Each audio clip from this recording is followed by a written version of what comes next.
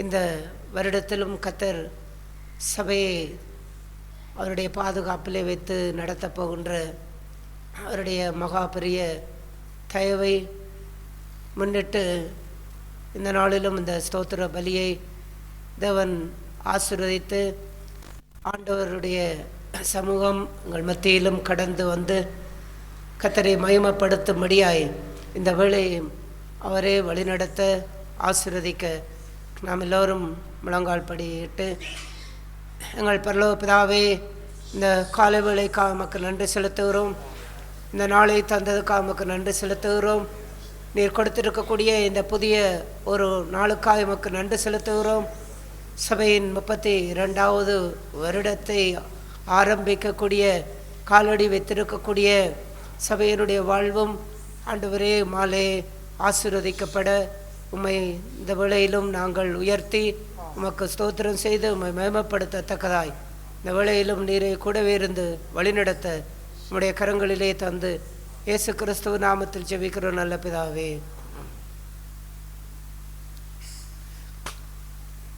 ஹல்லேலூயா, ஹல்லேலூயா.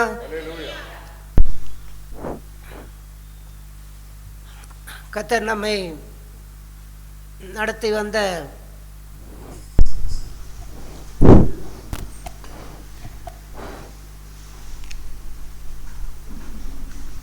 இத்தனை ஆண்டும் பாதுகாத்து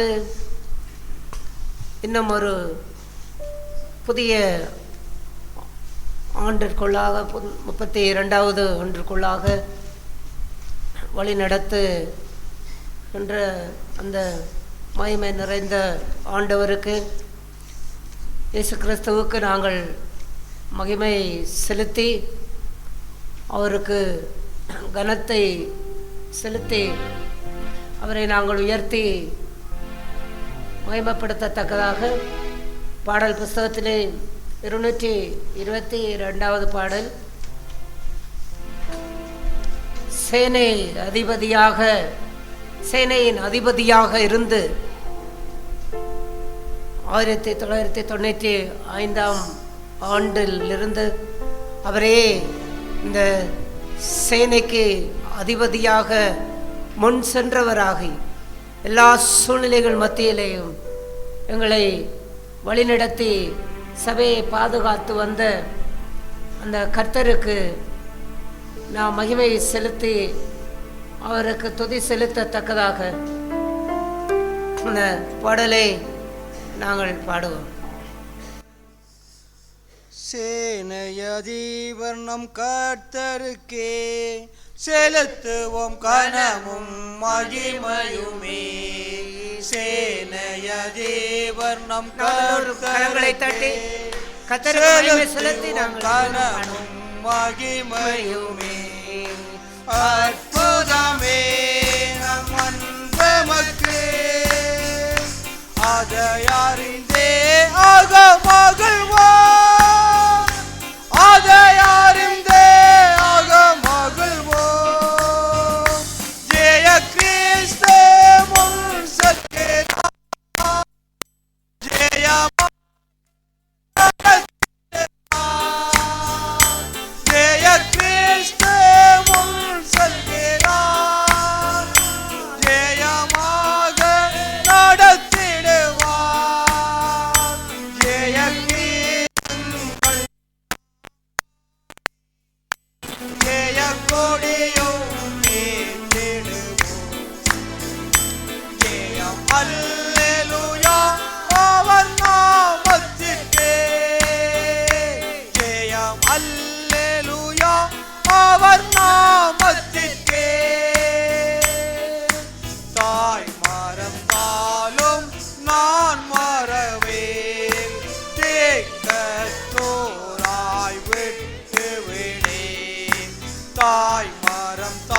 நாளும் நான் மறவேன், தேக்கத்தோராய் விட்டு விடேன். என்றுரைத்தம்மை தேற்றுகிறார், என்றும் வாக்கு மாறிடாரே, என்றும் வாக்கு மாறிடாரே. ஜெய கிறிஸ்து முன் செல்கிறார், ஜெயமாக நடத்திடுவார். ஜெய கிறிஸ்து முன் செல்கிறார், ஜெயமாக நடத்திடுவார். ஜெய கீதங்கள் நாம் பாடியே ஜெய கொடியும் ஏற்றிடுவோம். ஜெயம் அல்லேலூயா அவர் நாமத்திற்கே, ஜெயம் அல்லேலூயா அவர் நாமத்திற்கே. மேற்பனில்லாத ஆடுகட்கு நானே நல்ல மேற்பனென்றார். மேற்பனில்லாத ஆடுகட்கு நானே நல்ல மேற்பனென்றார். இன்ப சத்தம் பின் சென்றிடுவோம், இன்ப பாதை காட்டிடுவார், இன்ப பாதை காட்டிடுவார். ஜெய கிறிஸ்து முன் செல்கிறார், ஜெயமாக நடத்திடுவார். ஜெய கிறிஸ்து முன் செல்கிறார், ஜெயமாக நடத்திடுவார். ஜெய கீதங்கள் நாம் பாடியே ஜெய கொடியும் ஏற்றிடுவோம். ஜெயம் அல்லேலூயா அவர் நாமத்திற்கே, ஜெயம் அல்லேலூயா அவர் நாமத்திற்கே. சத்துருவின் கோட்டை தகர்ந்தொழிய சத்தியம் நித்தியம் நிலைத்தோங்க. சத்துருவின் கோட்டை தகர்ந்தொழிய சத்தியம் நித்தியம் நிலைத்தோங்க. சாத்தானின் சேனை நடுங்கிடவே துதி சாற்றி ஆர்ப்பரிப்போம், துதி சாற்றி ஆர்ப்பரிப்போம். ஜெய கிறிஸ்து முன் செல்கிறார், ஜெயமாக நடத்திடுவார். ஜெய கிறிஸ்து முன் செல்கிறார்,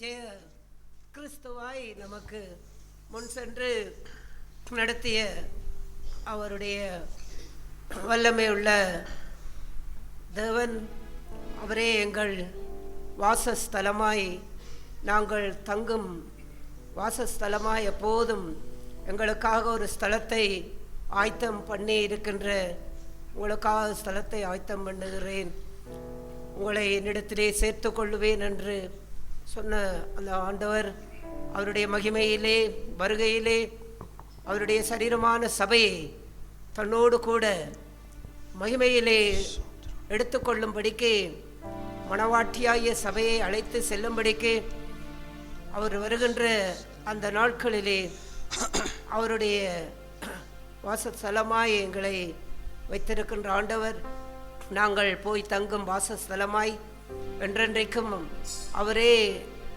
எங்களுக்கு சதா காலங்களிலும் தேவனாய் இருக்கின்ற அந்த உயர்ந்த வாசஸ்தலத்தை, பூரண சீயோனை சபையாய் அவரை எதிர்கொண்டு செல்லுகின்ற அந்த பரம வாக்கியத்தை எங்களுக்கு கொடுக்கக்கூடிய நம் ஆண்டவராகிய இயேசு கிறிஸ்துவை நாங்கள் உயர்த்தி பாடல் புஸ்தகத்திலே 206வது பாடலிலே எங்கள் உயர்ந்த வாசஸ்தலமாய் பூரண சியோனாய் இருக்கின்ற அந்த மகிமையின் தேவனை இயேசுவை நாங்கள் மகிமைப்படுத்தி இந்த பாடலை நாங்கள் பாடுவோம்.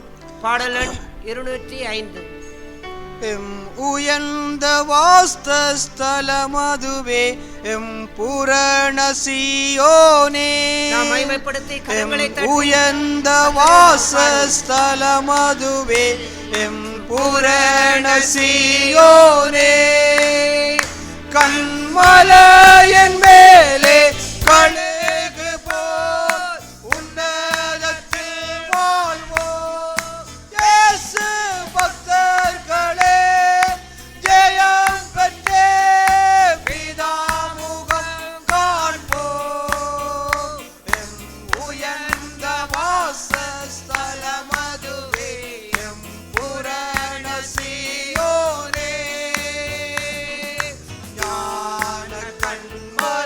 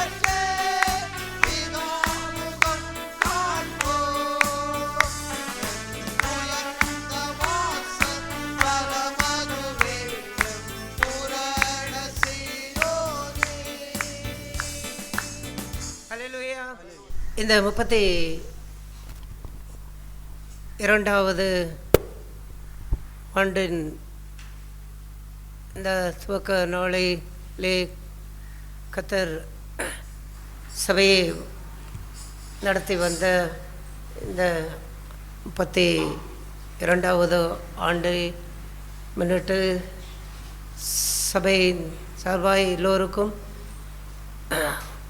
மகிழ்ச்சி நிறைந்த ஜெயம் குறைந்த வாழ்த்துக்களை தெரிவித்துக் கொள்ளுகின்றோம்.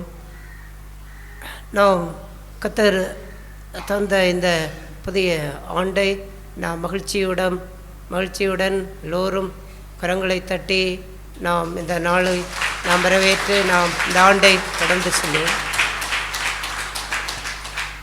ஆண்டவர் இயேசு கர்த்தர் எகிப்திலிருந்து ஜனங்களை அவர் அழைத்து கொண்டு வந்த அந்த காலத்திலே அவர் பஸ்காவை நினைவு கூறும்படிக்கு தன்னுடைய ஜனங்களுக்கு கட்டளையிட்டார். அவர்கள் தலைமுறை தோறும் வருஷம் அந்த பஸ்காவை அவர்கள் நினைவு கூற வேண்டும். அந்த எகிப்தின் அந்த அடிமைத்தனத்திலிருந்து எப்படி கர்த்தர் தங்களை எப்படியெல்லாம் விடுதலையாக்கி கொண்டு வந்தார், அந்த விடுதலைக்கு பின்பாக எவ்வளவு விலைக்கிரயம் இருந்தது, கர்த்தருடைய வல்லமை எவ்வாறு விளங்கியது, இன்னும் அவர்கள் அப்படிப்பட்ட பார்வோனுடைய அந்த அடிமைத்தனம், அந்த நெருக்கடிகள், அந்த சூழ்நிலைகள் மத்தியிலேயும் கர்த்தர் எப்படி செயலாற்றினார் என்கின்ற காரியங்களை எல்லாம் அவளுடைய தலைமுறைகளுக்கு அதை தெரியப்படுத்தும்படிக்கு அந்த பஸ்காவை ஆசரிக்க வேண்டும். அந்த பஸ்காவை ஆசரிக்கிற அந்த நாளிலே உட்கார்ந்து அவர்கள் தங்களுடைய பிள்ளைகளுக்கு அதையெல்லாம் விவரித்து சொல்ல வேண்டும்.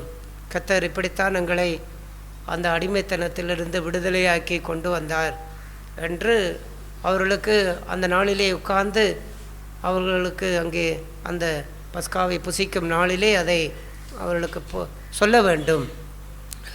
அவ்வாறு அதை ஒரு நியமமாய் கர்த்தர் வைத்தார். அந்த பிரகாரமாய் நாம் ஆண்டு விழா என்று சொல்லுவதெல்லாம் எத்தனையோ ஆண்டு விழாக்கள் கொண்டாடுகிறார்கள்.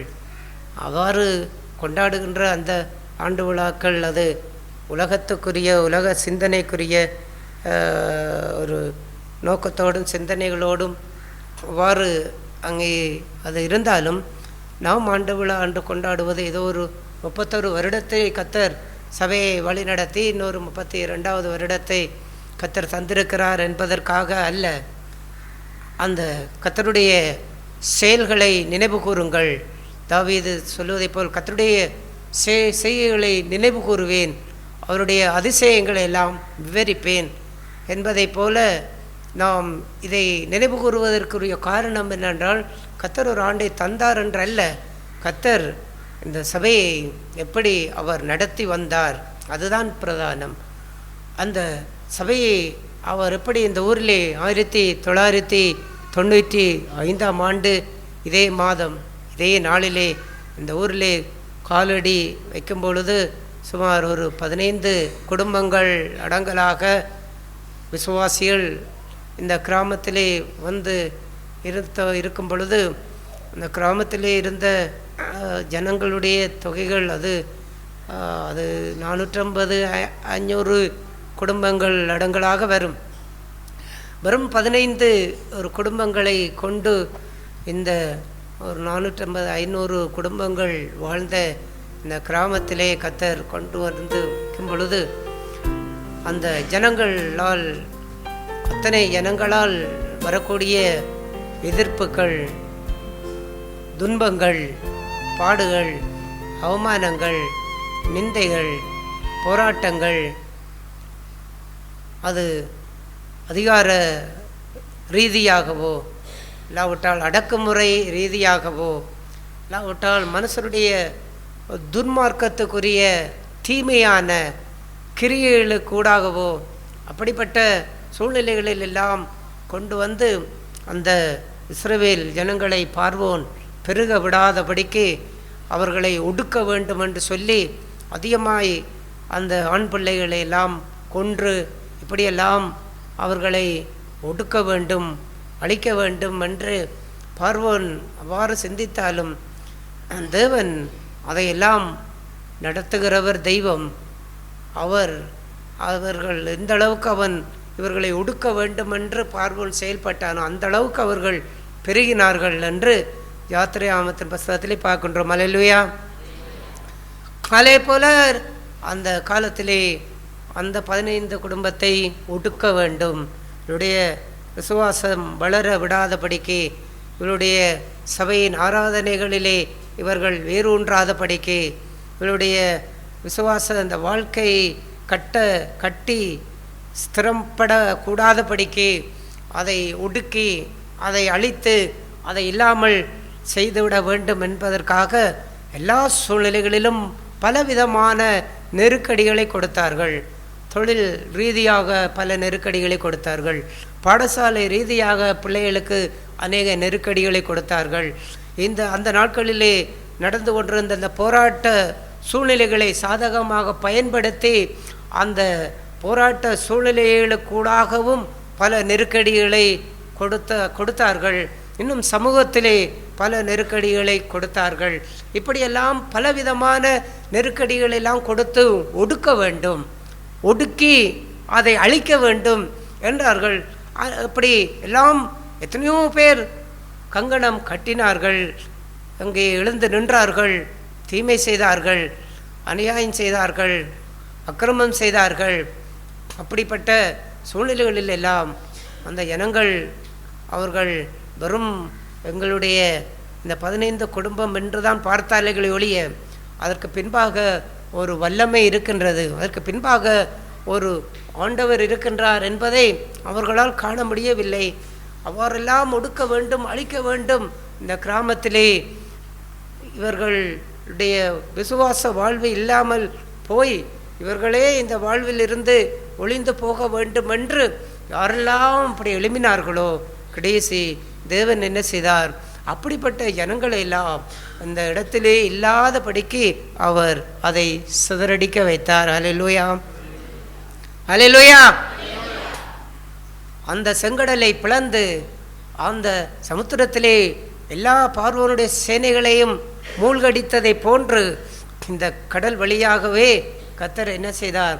அந்த எதிராய் எழும்பக்கூடிய ஜனங்களை எல்லாம் அவரே சிதறடித்து அவர் அந்த ஒடுக்கும்படிக்கு எவ்வளவாய் ஒடுக்கினார்களோ அவ்வளவாய் பெருகினார்கள் என்பதை போல அவர்கள் எந்த அளவுக்கு ஒடுக்கினார்களோ அந்த அளவுக்கு கர்த்தர் அவருடைய சபையிலே ஜனங்க ஆத்துமாக்களை கர்த்தர் பெருக செய்தார். கர்த்தருக்கு மகிமை உண்டாவதாக. அல்லேலூயா.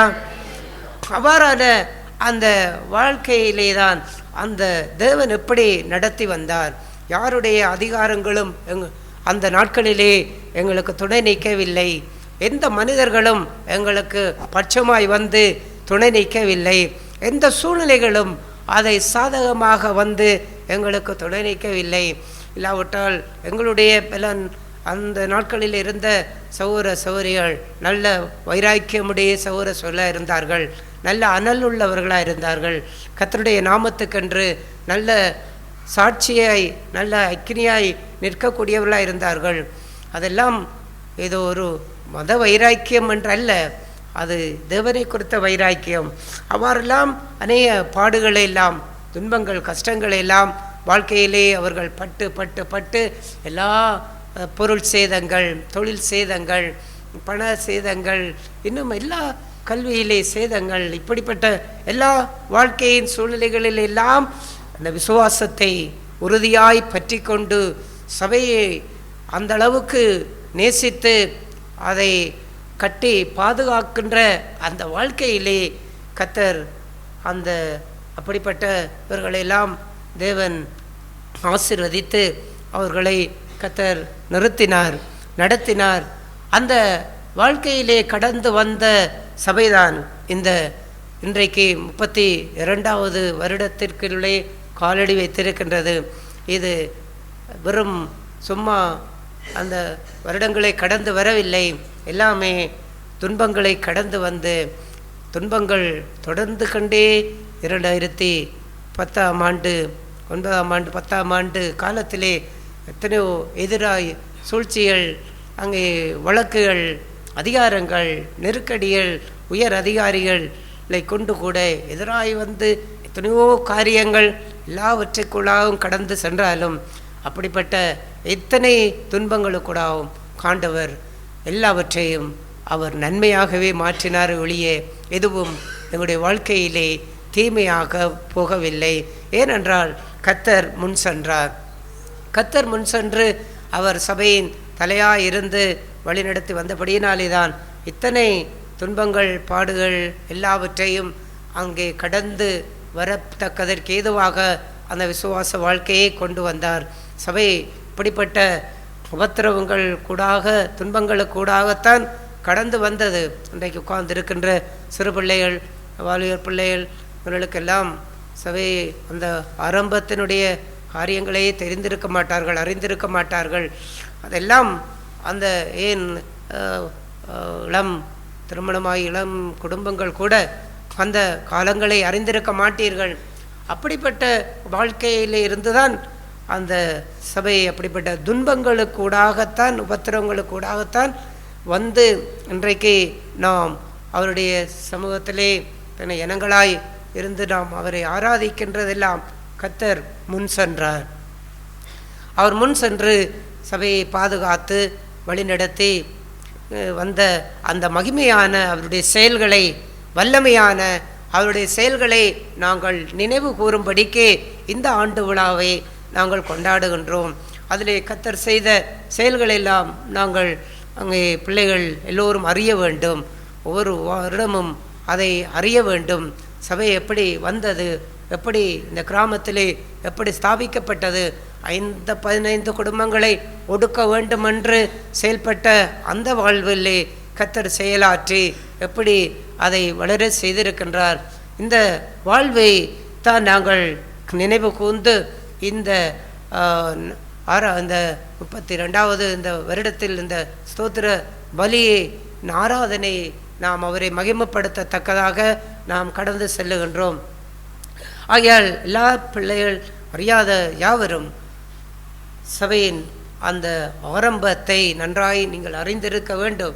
இன்றைக்கு உங்களுக்கெல்லாம் அந்த பாடுகள் இல்லை, உங்களுக்கெல்லாம் அந்த உபத்திரங்கள் இல்லை, உங்களுக்கெல்லாம் அந்த நிந்தைகள் இல்லை. ஏதோ ஒரு நூற்றுக்கு அது ஒருவேளை இருக்கலாம், ஒரு 25% ஒருவேளை சபை நிமித்தம் அவ்வாறு இருக்கலாம்.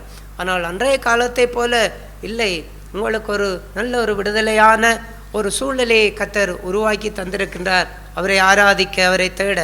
ஆகையால் அந்த விளக்கரையும் கொடுக்கப்பட்ட அந்த காரியங்களை நாம் மனதிலே எப்போதும் வைத்திருந்து சபையினுடைய அந்த கர்த்தர் செய்த செயல்களை நாங்கள் நினைவு கூர்ந்தவர்களாக எங்களுடைய தேவையை நாம் உணர்ந்து சபையை குறித்த காரியங்களிலே எங்களுடைய அழைப்பு, எங்களுடைய தேவை என்ன என்பதை நாம் சிந்தித்து செயல்படக்கூடிய வாழ்க்கையிலே அப்போஸ்தலனாகிய பவுல் எபேசியருக்கு எழுதின நிருபத்திலே,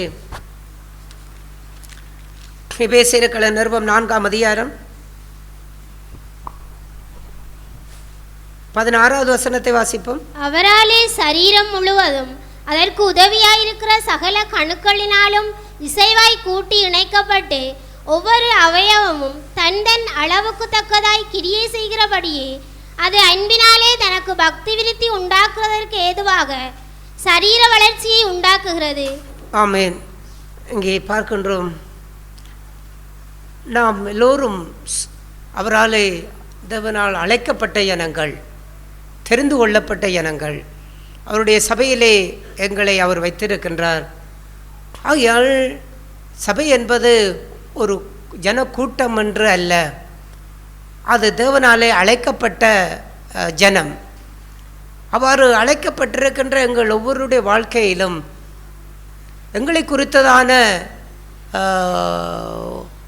ஒரு நோக்கம், சபையை குறித்து எங்களுக்கு இருக்கக்கூடிய ஒரு அழைப்பு, பொறுப்பு, அது என்ன என்பதை நாம் நன்றாக சிந்திக்க வேண்டும்.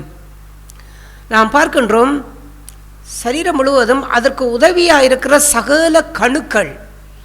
இங்கே இருக்கக்கூடிய நாம் எல்லோருமே ஒவ்வொரு கணுக்கள், அதாவது இணைக்கப்படுகின்ற ஒவ்வொரு சரீரத்தில் நம்முடைய அவயங்கள் ஒன்றோடு ஒன்று இங்கிருந்து இப்படியே பாருங்கள், இதுக்குள்ளே எத்தனை கணுக்கள் இணைக்கப்படுகின்றது. இங்கே ஒன்று இருக்கிறது, இங்கொன்று இருக்கிறது, இங்கொன்று இருக்கிறது, இங்கொன்று இருக்கிறது, இங்கொன்று இருக்கிறது, இங்கொன்று. எவ்வளவு கணுக்களாலே அவ்வாறெல்லாம் இணைக்கப்பட்டு அந்த இணைப்பு இல்லாமல் போகுமா இருந்தால் ஒரு சரீரம் எப்படி அது வளர்ச்சி அடைய முடியாது. அந்த சரீரம் முழுவதும் ஒரு ஆரோக்கியமுள்ள சரீரமாய் அது மாற முடியாது. ஆகையால் இந்த கணுக்களை போன்று இருக்கக்கூடிய நாங்கள் ஒவ்வொருவரும் ஒவ்வொரு கணுக்களை போன்று ஒரு சபை ஒரு சரீரமாய் அது மாறி சரீரமாக அது வளர்ந்து அந்த வளர்ச்சியினாலே இயேசு கிறிஸ்துவனுடைய நாமம் அவருடைய சரீரத்திலே அவர் பாடுபட்டு அவர் இரத்தம் சிந்தி அவர் வெளிப்படுத்திய பரிசுத்த அந்த ஜீவியம், பரிசுத்த வாழ்வு, இந்த வாழ்வை ஒவ்வொரு சகோதர சகோதரிகளும் தங்களுடைய வாழ்க்கையிலே அதை கட்டி எழுப்பும்படியாக இந்த கணுக்களை போன்று யார் இதோடு இசைகின்றார்கள், சபையோடு இசைகின்றார்கள். நாம் எப்படிப்பட்ட சிந்தனையோடு ஆவியோடு சபையிலே இருக்கின்றோம்? நாம் சபைக்கு வருகின்றோம், போகின்றோம், ஆராதனைக்கு வருகின்றோம், போகின்றோம், நாம் சபை கூடும் பொழுது நாம் கலந்து கொள்ளுகின்றோம், போகின்றோம். இதோடு நம்முடைய காரியங்கள் சபை வாழ்வு அவ்வளவுதான் என்கின்ற ஒரு காரியமாக இருக்குமானால் நாம் ஒரு கணுக்களை போன்ற என்ன செய்யப்படவில்லை, இணைக்கப்படவில்லை. சரீரம் முழுவதும்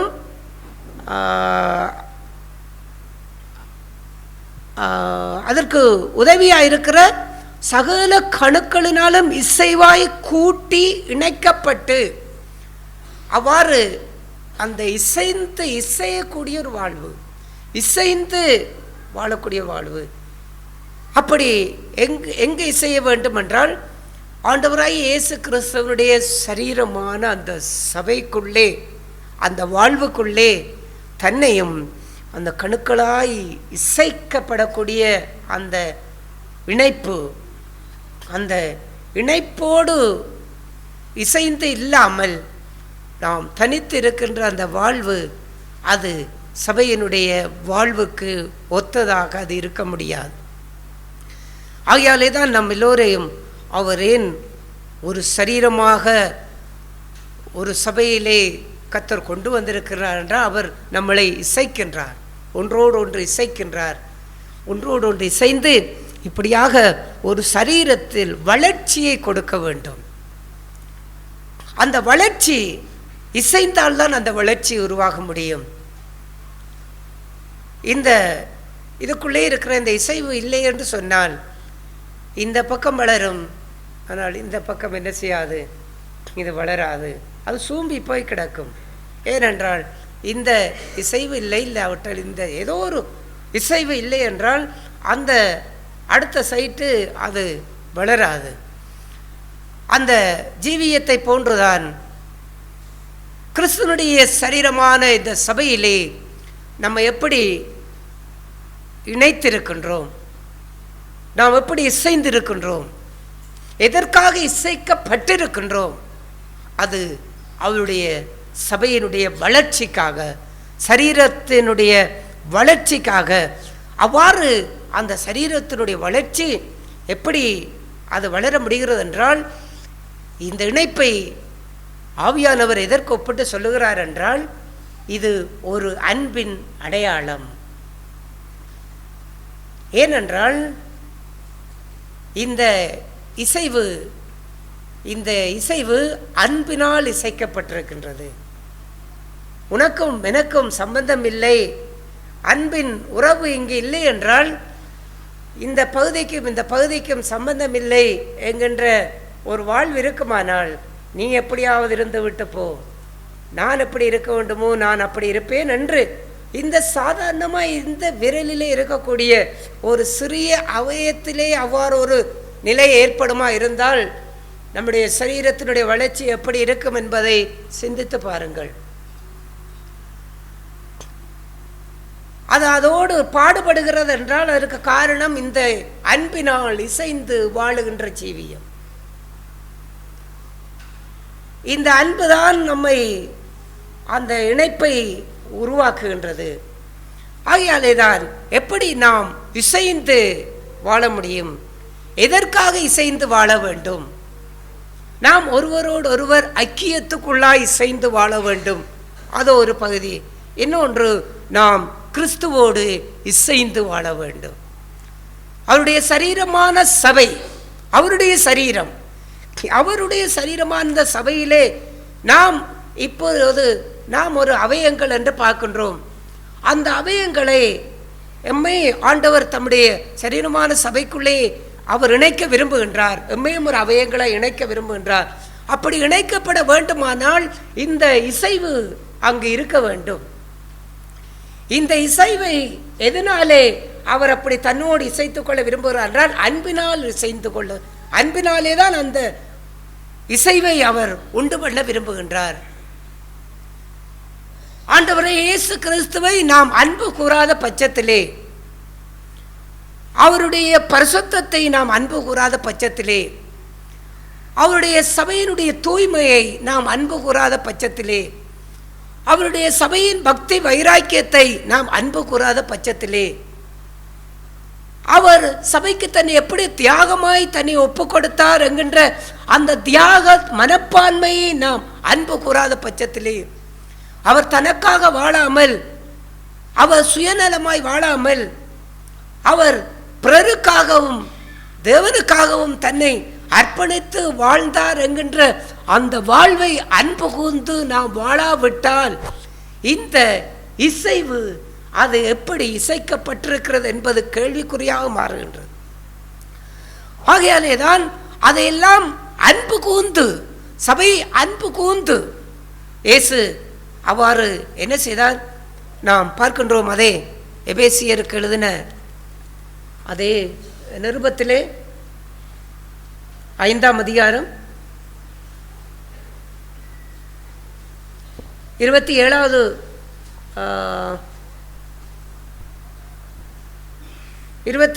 வசனத்தை வாசிப்போம். கரைதிரை முதலானவைகள் ஒன்றும் இல்லாமல் பரிசுத்தமும் பிழையற்றதுமான மகிமையுள்ள சபையாக அதை தமக்கு முன் நிறுத்திக் கொள்வதற்கும் தம்மை தாமே அதற்காக ஒப்பு கொடுத்தார். அவர் இவ்வாறு எப்படி அவர் சபைக்காக எப்படி தன்னை ஒப்பு கொடுத்தார் என்று பார்க்கின்றோம் என்றால், அவர் அந்த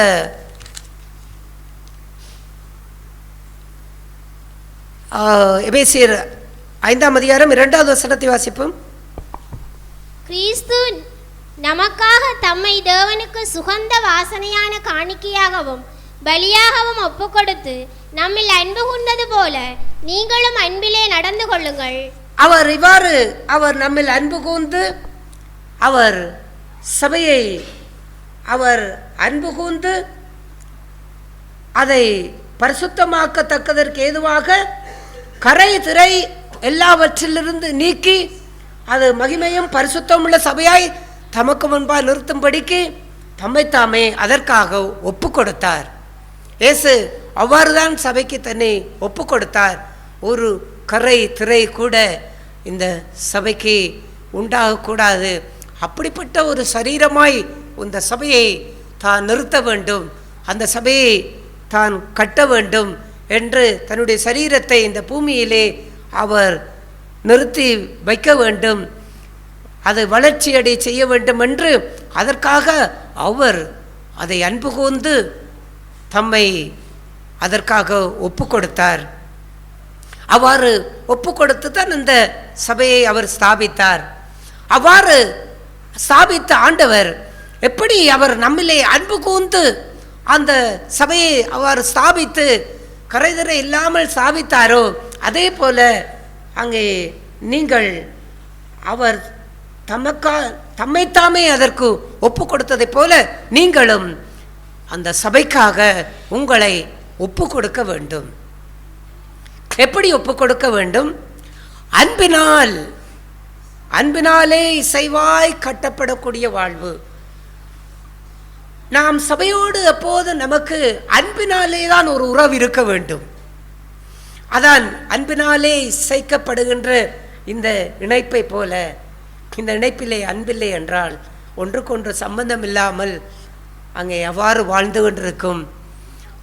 அந்த சபை அன்பு கூர்ந்து அவர் தமக்கு அதற்காக தம்மை ஒப்பு கொடுத்த ஆண்டவராய் இயேசுவை போல சபையை அன்பு கூர்ந்து யார் ஒப்பு கொடுக்க முடியும் தங்களை?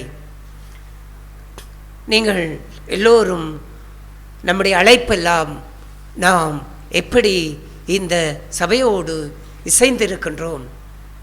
அதை அன்பு கூர்ந்து இசைந்திருக்கின்றோமா? அன்பு கூர்ந்து இசைந்திருக்கின்ற அந்த இசைவிலே என்ன மேன்மை இருக்கு தெரியுமா? அன்பினாலே இசைந்திருக்கின்ற அந்த ஆத்துமாக்களுக்கு உள்ள மேன்மை என்ன தெரியுமா? இப்போது பாருங்கள், இந்த இசைவை பாருங்கள். இது அன்பினாலே இசைக்கப்பட்டிருக்கின்றது. இந்த அன்பினாலே இசைக்கப்பட்டிருக்கின்ற இந்த இசைவுக்கு இந்த பகுதிக்கோ என்ன ஒரு வேதனை, என்ன ஒரு துன்பம், என்ன ஒரு இடையூறு, எப்படிப்பட்ட ஒரு தடுக்கல் ஏற்பட்டாலும் ஒன்றோடொன்று அதை சேர்ந்து கொண்டு அதை எதிர்கொள்ளும். தனியே இது மட்டும் அதை எதிர்கொள்ளாது, இதுவும் அதோடு பாடுபடுகிறது. அதைத்தான் அப்போஸ்தலனாகிய பவுல் சொன்னார், ஒரு அவயம் பாடுபட்டால் எல்லா அவயமும் பாடுபடுகிறது. ஏன் எல்லா அவயமும் பாடுபடுகிறது? ஒரு அவயம் துன்பப்பட்டால் எல்லா அவயங்களும் துன்பப்படுகிறது. ஏன் எல்லா அவயமும் துன்பப்படுகிறது? ஒரு அவயம் மகிமைப்பட்டால் எல்லா அவயங்களும் மகிமைப்படுகிறது. ஏன் மகிமைப்படுகிறது? அதனுடைய இசைவு அன்பினாலே இசைந்து இருக்கின்ற வாழ்வு. அந்த அன்பினாலே இசைந்திருக்கின்ற வாழ்வு இருக்கிறபடியினாலே தான் ஒன்றை குறித்து ஒன்று பாரமாக இருக்கின்றது. ஆமேன். இதெல்லாம் அன்பினாலே இசைந்திருக்கின்ற இணைப்புகளாக இருக்கிறபடியினாலே தான் ஒன்றை குறித்து ஒன்றுக்கு பாரம். இங்கே ஒரு வேதனை ஏற்பட்டால் அந்த வேதனை இதற்கு இங்கேயும் தான் தாக்கும், இங்கேயும் தான் தாக்கும், எல்லா இடமும் தான் தாக்கும். ஏன்? அது அன்பினாலே இசைந்திருக்கின்ற இணைப்பு. அது தனியே உனக்கு மட்டும்தானே வேதனை, உனக்கு மட்டும்தானே பிரச்சனை. அவர் தானே அவ்வாறு நடந்து கொள்ளுகிறார், அவர் தானே தேவனை தூசிக்கின்றார், அவர் தானே தேவனை கீழ்ப்படியாமல் வாழுகின்றார். சபையில் இருந்து கொண்டு அவர் தானே மற்றவர்களை குற்றஞ்சாட்டி அங்கே ஜீவித்து கொண்டிருக்கின்றார், அவர் தானே அவ்வாறு வாழுகிறார். நமக்கு என்ன? நாம் சரியா இருந்தால் சரி என்று அவ்வாறு வாழ்ந்தால் அது அன்பினாலே இணைந்து இருக்கின்ற இசைவல்ல. அன்பினாலே இசைக்கப்பட்டிருக்கின்ற இசைவா இருந்தால் இங்கே ஒரு துன்பம் வேதனை என்றால் அது இங்கேயும் தாக்கும். சபைக்கு எதிராய், சபைக்கு இடரலாய், சபைக்கு தூசிப்பை கொண்டு வரும்படிக்கு, தேவனுடைய நாமத்துக்கு அபகீர்த்தியை கொண்டு வரும்படிக்கு யாராவது ஒரு சகோதரன், ஒரு சகோதரி, ஒரு விசுவாசி நடந்து கொள்ளுகிறார்கள் என்றால் நமக்கு என்ன? அவர்கள் எப்படியாவது இருந்து விட்டு போகட்டுக்கும். நாம் நம்முடைய குடும்பம், நாம் சபைக்கு போகின்றோமா, வருகின்றோமா, நாம் நன்றாக இருக்கின்றோமோ, நாம் அப்படியே நாம் நம்முடைய வாழ்க்கையை நாம் பார்த்து கொண்டு போவோம் என்று சொல்லி அப்படிப்பட்டவர்களை கடிந்து கொள்ளாமல், அப்படிப்பட்டவர்களை எச்சரிக்காமல், அப்படிப்பட்டவர்களுக்கு புத்தி சொல்ல விரும்பாமல், அப்படிப்பட்டவர்களுக்கு ஜெபிக்க விரும்பாமல், அப்படிப்பட்டவர்களெல்லாம் விசாரிக்க விரும்பாமல் அதையெல்லாம் அப்படியே நாம் ஏனோ தானோ என்று அப்படி வாழ்ந்தால் என்ன அர்த்தம்? நாம் சபையிலே வந்து இருக்கின்றோம், இணைந்திருக்கின்றோம். எதனால் இணைக்கப்படவில்லை? அன்பினால் இணைக்கப்படவில்லை. அந்த அன்பினால் உண்டாகின்ற அந்த உறவு இருக்கின்றதே, அது என்ன அன்பு? அதுதான் கிறிஸ்து சபையை எப்படி அன்பு கூர்ந்து தம்மை அதற்கு பலியாய் தம்மை எப்படி ஒப்பு கொடுத்தாரோ அப்படி சபையை நாம் அன்பு கூர்ந்து, சபையினுடைய பரிசுத்தத்தை அன்பு கூர்ந்து, சபையினுடைய பக்தி விருத்தி அன்பு கூர்ந்து, சபையினுடைய தூய்மையை அன்பு கூர்ந்து, சபையினுடைய வாழ்வை அன்பு கூர்ந்து, அந்த பரிசுத்தத்தை அன்பு கூர்ந்து நம்மை அந்த அன்பினாலே நாம் அதனோடு இசைந்து அந்த சபையோடு வாழ்கின்ற அந்த வாழ்வு இருக்கின்றதே, அதுதான் ஆசீர்வதிக்கப்பட்ட வாழ்வு. அப்படிப்பட்ட சகோதர சகோதரிகள் தான் நாம் அநேகராக இருக்கிறபடியினால் நாம் எல்லோரும் ஒரே சரீரமும் ஒரே உடலுமாய் இருக்கின்றோம் என்று அப்போஸ்தலனாகிய பவுல் சொல்லுவதைப் போல அப்படிப்பட்ட சகோதர சகோதரன் ஒரே அவயங்கள், ஒரே சரீரமும் ஒரே உடலுமாய் இருக்கின்றார்கள். ஏனென்றால் அப்படிப்பட்ட அன்பினாலே இசைக்கப்பட்ட உறவிலே இருக்கின்ற சகோதர சகோதரிகளால் ஒரு அவயம் பாடுபட்டால் இன்னொரு அவயம் பாடுபடும், ஒரு அவயம் மகிமைப்பட்டால் இன்னொரு அவயம் மகிமைப்படும், ஒரு அவயம் துன்பப்பட்டால் இன்னொரு அவயமும் துன்பப்படும். அந்த அன்பினாலே உண்டாகின்ற அந்த உறவு என்ன செய்யும்? வேகமாக இது இந்த பகுதியில் இருந்தாலும் வேகமாய் அது குணமாக வேண்டும், வேகமாய் அது குணமாக வேண்டும் என்று எல்லா வேகங்களும் பாடுபடுகின்றதே, அதுதான் சபை, அதுதான் கிறிஸ்துவின் சரீரமான சபை. அவ்வாறான ஒரு இணைப்பிலே விசுவாசிகளாகிய நாம் அவ்வாறு இணைக்கப்பட்டு வாழ வேண்டும். சபையிலே இந்த மேன்மையான அழைப்பிலே இன்றைக்கு நம்மளை சபைக்குள்ளே அந்த இசைவிலே நாம் இணைந்திருக்கின்றோமா என்று இந்த 32வது வருட சபையினுடைய ஆண்டு நாளிலே நாங்கள் எங்களை நிதானிக்க வேண்டும். எத்தனை சகோதர சகோதரிகள் இந்த உறவில் நாளே இணைக்கப்படாமல் அன்பினால் என்கின்ற அந்த இசைவில்லாமல் நாம் விசுவாசிகள் என்கின்ற இசைவினாலே இசைக்கப்பட்டிருந்தால் என்ன நடக்கின்றது? யார் என்ன தவறு செய்தாலும் அதை குறித்து பேசுவதற்கு கூட நமக்கு விருப்பமே வராது. அதை பார்த்து கூட சாதாரணமாய் கூட நாம் அதை பார்த்து எண்ணி விட்டு போய்கொண்டே இருப்போம். நமக்குள்ளே ஒரு பாரம் இருக்காது. அவர் அவ்வாறு செய்கின்றார், இவ்வாறு செய்கின்றார் என்று அடுத்தவரிடத்திலே போய் குறை சொல்லி, அடுத்தவரிடத்திலே போய் குற்றஞ்சாட்டி, அடுத்தவரிடத்திலே போய் விமர்சித்து இப்படியெல்லாம் வாழ்கின்ற சகோதர சகோதரிகள், நான் சொல்லுகின்றேன், ஒரு கிறிஸ்துவினுடைய உண்மையான சரீரமான சபையிலே உண்மையான அவயமாய் அன்பினாலே இசைந்து வாழ்கின்ற ஒரு சகோதர சகோதரிகளுக்கு இருக்கக்கூடிய அடையாளம் என்னென்றால் தியாகம். தம்மைத்தாமே அதற்காக ஒப்பு கொடுத்தார். அதற்காக சபைக்காக ஒப்பு கொடுத்ததை போல எந்த சகோதர சகோதரிகள் சபைக்காக தங்களை ஒப்பு கொடுத்து வாழ்கின்றார்கள், அதாவது தியாகம் செய்து வாழ்கின்றார்கள். அந்த அன்பினாலே இசைக்கப்பட்டு தியாகம் செய்து வாழுகின்ற சகோதர சகோதரிகள் ஒரு சபையிலே உள்ள எந்த சகோதர சகோதரிகளையும் குறை சொல்ல மாட்டார்கள், குற்றம் சாட்ட மாட்டார்கள், அவமானப்படுத்த மாட்டார்கள், விமர்சிக்க மாட்டார்கள். எத்தனை பேர் இதை நீங்கள் ஏற்றுக்கொள்ளுகிறீர்கள்? அது உண்மை.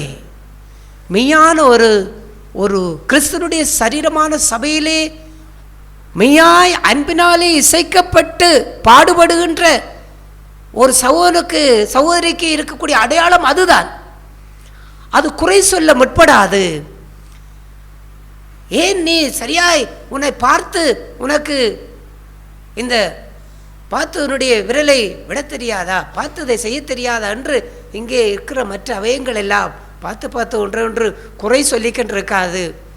ஒன்று நடந்து விட்டால் வேகமாய் கண் என்ன செய்ய வேண்டுமோ, கை என்ன செய்ய வேண்டுமோ, கால் என்ன செய்ய வேண்டுமோ, சிந்தை என்ன செய்ய வேண்டுமோ, எதை என்ன செய்ய வேண்டுமோ, அடுத்த கை என்ன செய்ய வேண்டுமோ, என்னெல்லாம் பாடுபட்டு அதை ஆற்றுவதற்கும் தேற்றுவதற்கும் ஆரோக்கியமாக்குவதற்கும் பாடுபடுகிறதே, அதுதான் சபை. இவ்வாறான ஒரு வாழ்க்கையிலே சபையிலே ஒரு ஐக்கியத்திற்கோ அன்பிற்கோ ஏதோ ஒரு காரியத்திலோ ஒரு குறைவென்று வரும்பொழுது, குறைபாடுகள் என்று வரும்பொழுது அடுத்த அவயம் என்ன செய்கின்றது?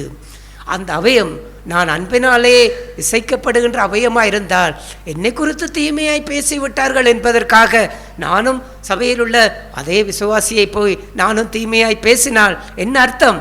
என்னை குறித்து, என்னுடைய குடும்பத்தை குறித்து, என்னுடைய பிள்ளைகளை குறித்து அங்கே குறையாய் பேசிவிட்டார்கள், தீமையாய் நடந்து விட்டார்கள் என்பதற்காக இன்னொரு இடத்திலே போய் அதை நான் சொல்லுவது இல்லாவிட்டால் என்னுடைய குடும்பத்திலே கூட போய் அதை நான் சொல்லி அந்த விசுவாசியை நான் குறை சொல்லி விமர்சித்து அவ்வாறு நான் செய்வேன். ஆனால் நான் யார்? அன்பினாலே இதுவரைக்கும் நான் சபையிலே இணைக்கப்படவில்லை, அவருடைய சரீரத்திலே அன்பினால் இசைக்கப்படவில்லை.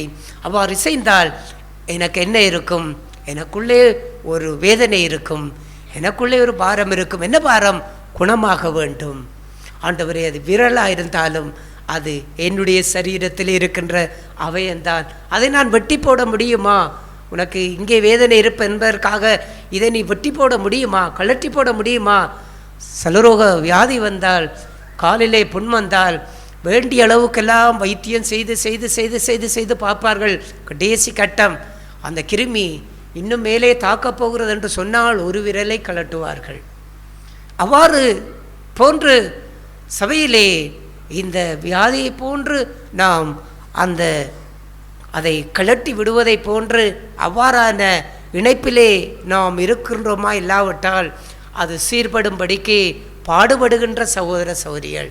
கிறிஸ்து அதற்காக தாமே அதற்காக ஒப்பு கொடுத்தார், பலியாக ஒப்பு கொடுத்தார், தியாகமாய் ஒப்பு கொடுத்தார். எத்தனை சகோதர சகோதரிகள் இப்படி சபையை நாம் நேசிக்கின்றோம்? ஏன்? ஒருவராலே ஆண்டவருடைய நாமம் தூசிக்கப்படுவதென்றால் என்னாலே அவருடைய நாமம் மகிமைப்பட வேண்டும். இதுதான் சபையின் பாரம். அதை எப்படி நான் மகிமைப்படுத்த முடியும்? நாம் அதை சரீர வளர்ச்சியை உருவாக்குகிற காரியம். அன்பினாலே சரீர வளர்ச்சியை உருவாக்குகின்றது. அன்பினால் இசைக்கப்பட்ட இணைப்பிலே வாழுகின்ற சகோதர சகோதரிகள் சரீரத்திலே வளர்ச்சியை கொடுத்து கொண்டிருப்பார்கள், சபையிலே வளர்ச்சியை கொடுத்து கொண்டிருப்பார்கள். அந்த வளர்ச்சியெல்லாம் என்ன? அங்கே பலவீனமான காரியங்கள் உடையவர்கள் பிழையான காரியங்களை செய்கின்ற அவ்வாறானவர்களுக்கு புத்தி சொல்லுவார்கள், கடிந்து கொள்ளுவார்கள், அவர்கள் மேல் பாரப்படுவார்கள், கரிசனை கொள்ளுவார்கள், அவர்களை குணமாக வேண்டும் என்று விரும்புவார்கள். அப்படியெல்லாம் அவர்கள் குணமாக சபை வளரும், சரீரம் வளரும். இதுதான் சபையினுடைய வளர்ச்சி. இப்படிப்பட்ட ஒரு சரீரமான சபையிலே நாம் இருப்பதுதான் மேன்மை. அப்படிப்பட்ட சகோதர சகோதரிகள் தான் கிறிஸ்துவனுடைய சரீரத்தின் அவயங்களாய் இருக்கின்றார்கள். அப்படிப்பட்ட அவயங்களை கொண்டுதான் கர்த்தர் சபையை கட்ட விரும்புகின்றார். நாம் சரீர வளர்ச்சியை உருவாக்குகிற சகோதர சகோதரிகளாக இருக்க வேண்டும். வியாதிகளை கொடுத்து அவயங்களை கலட்டுகின்ற, விரல்களையும் கால்களையும் கலட்டுகின்ற சகோதர சகோதரிகளாய் சபையிலே செய்திருக்கக்கூடாது.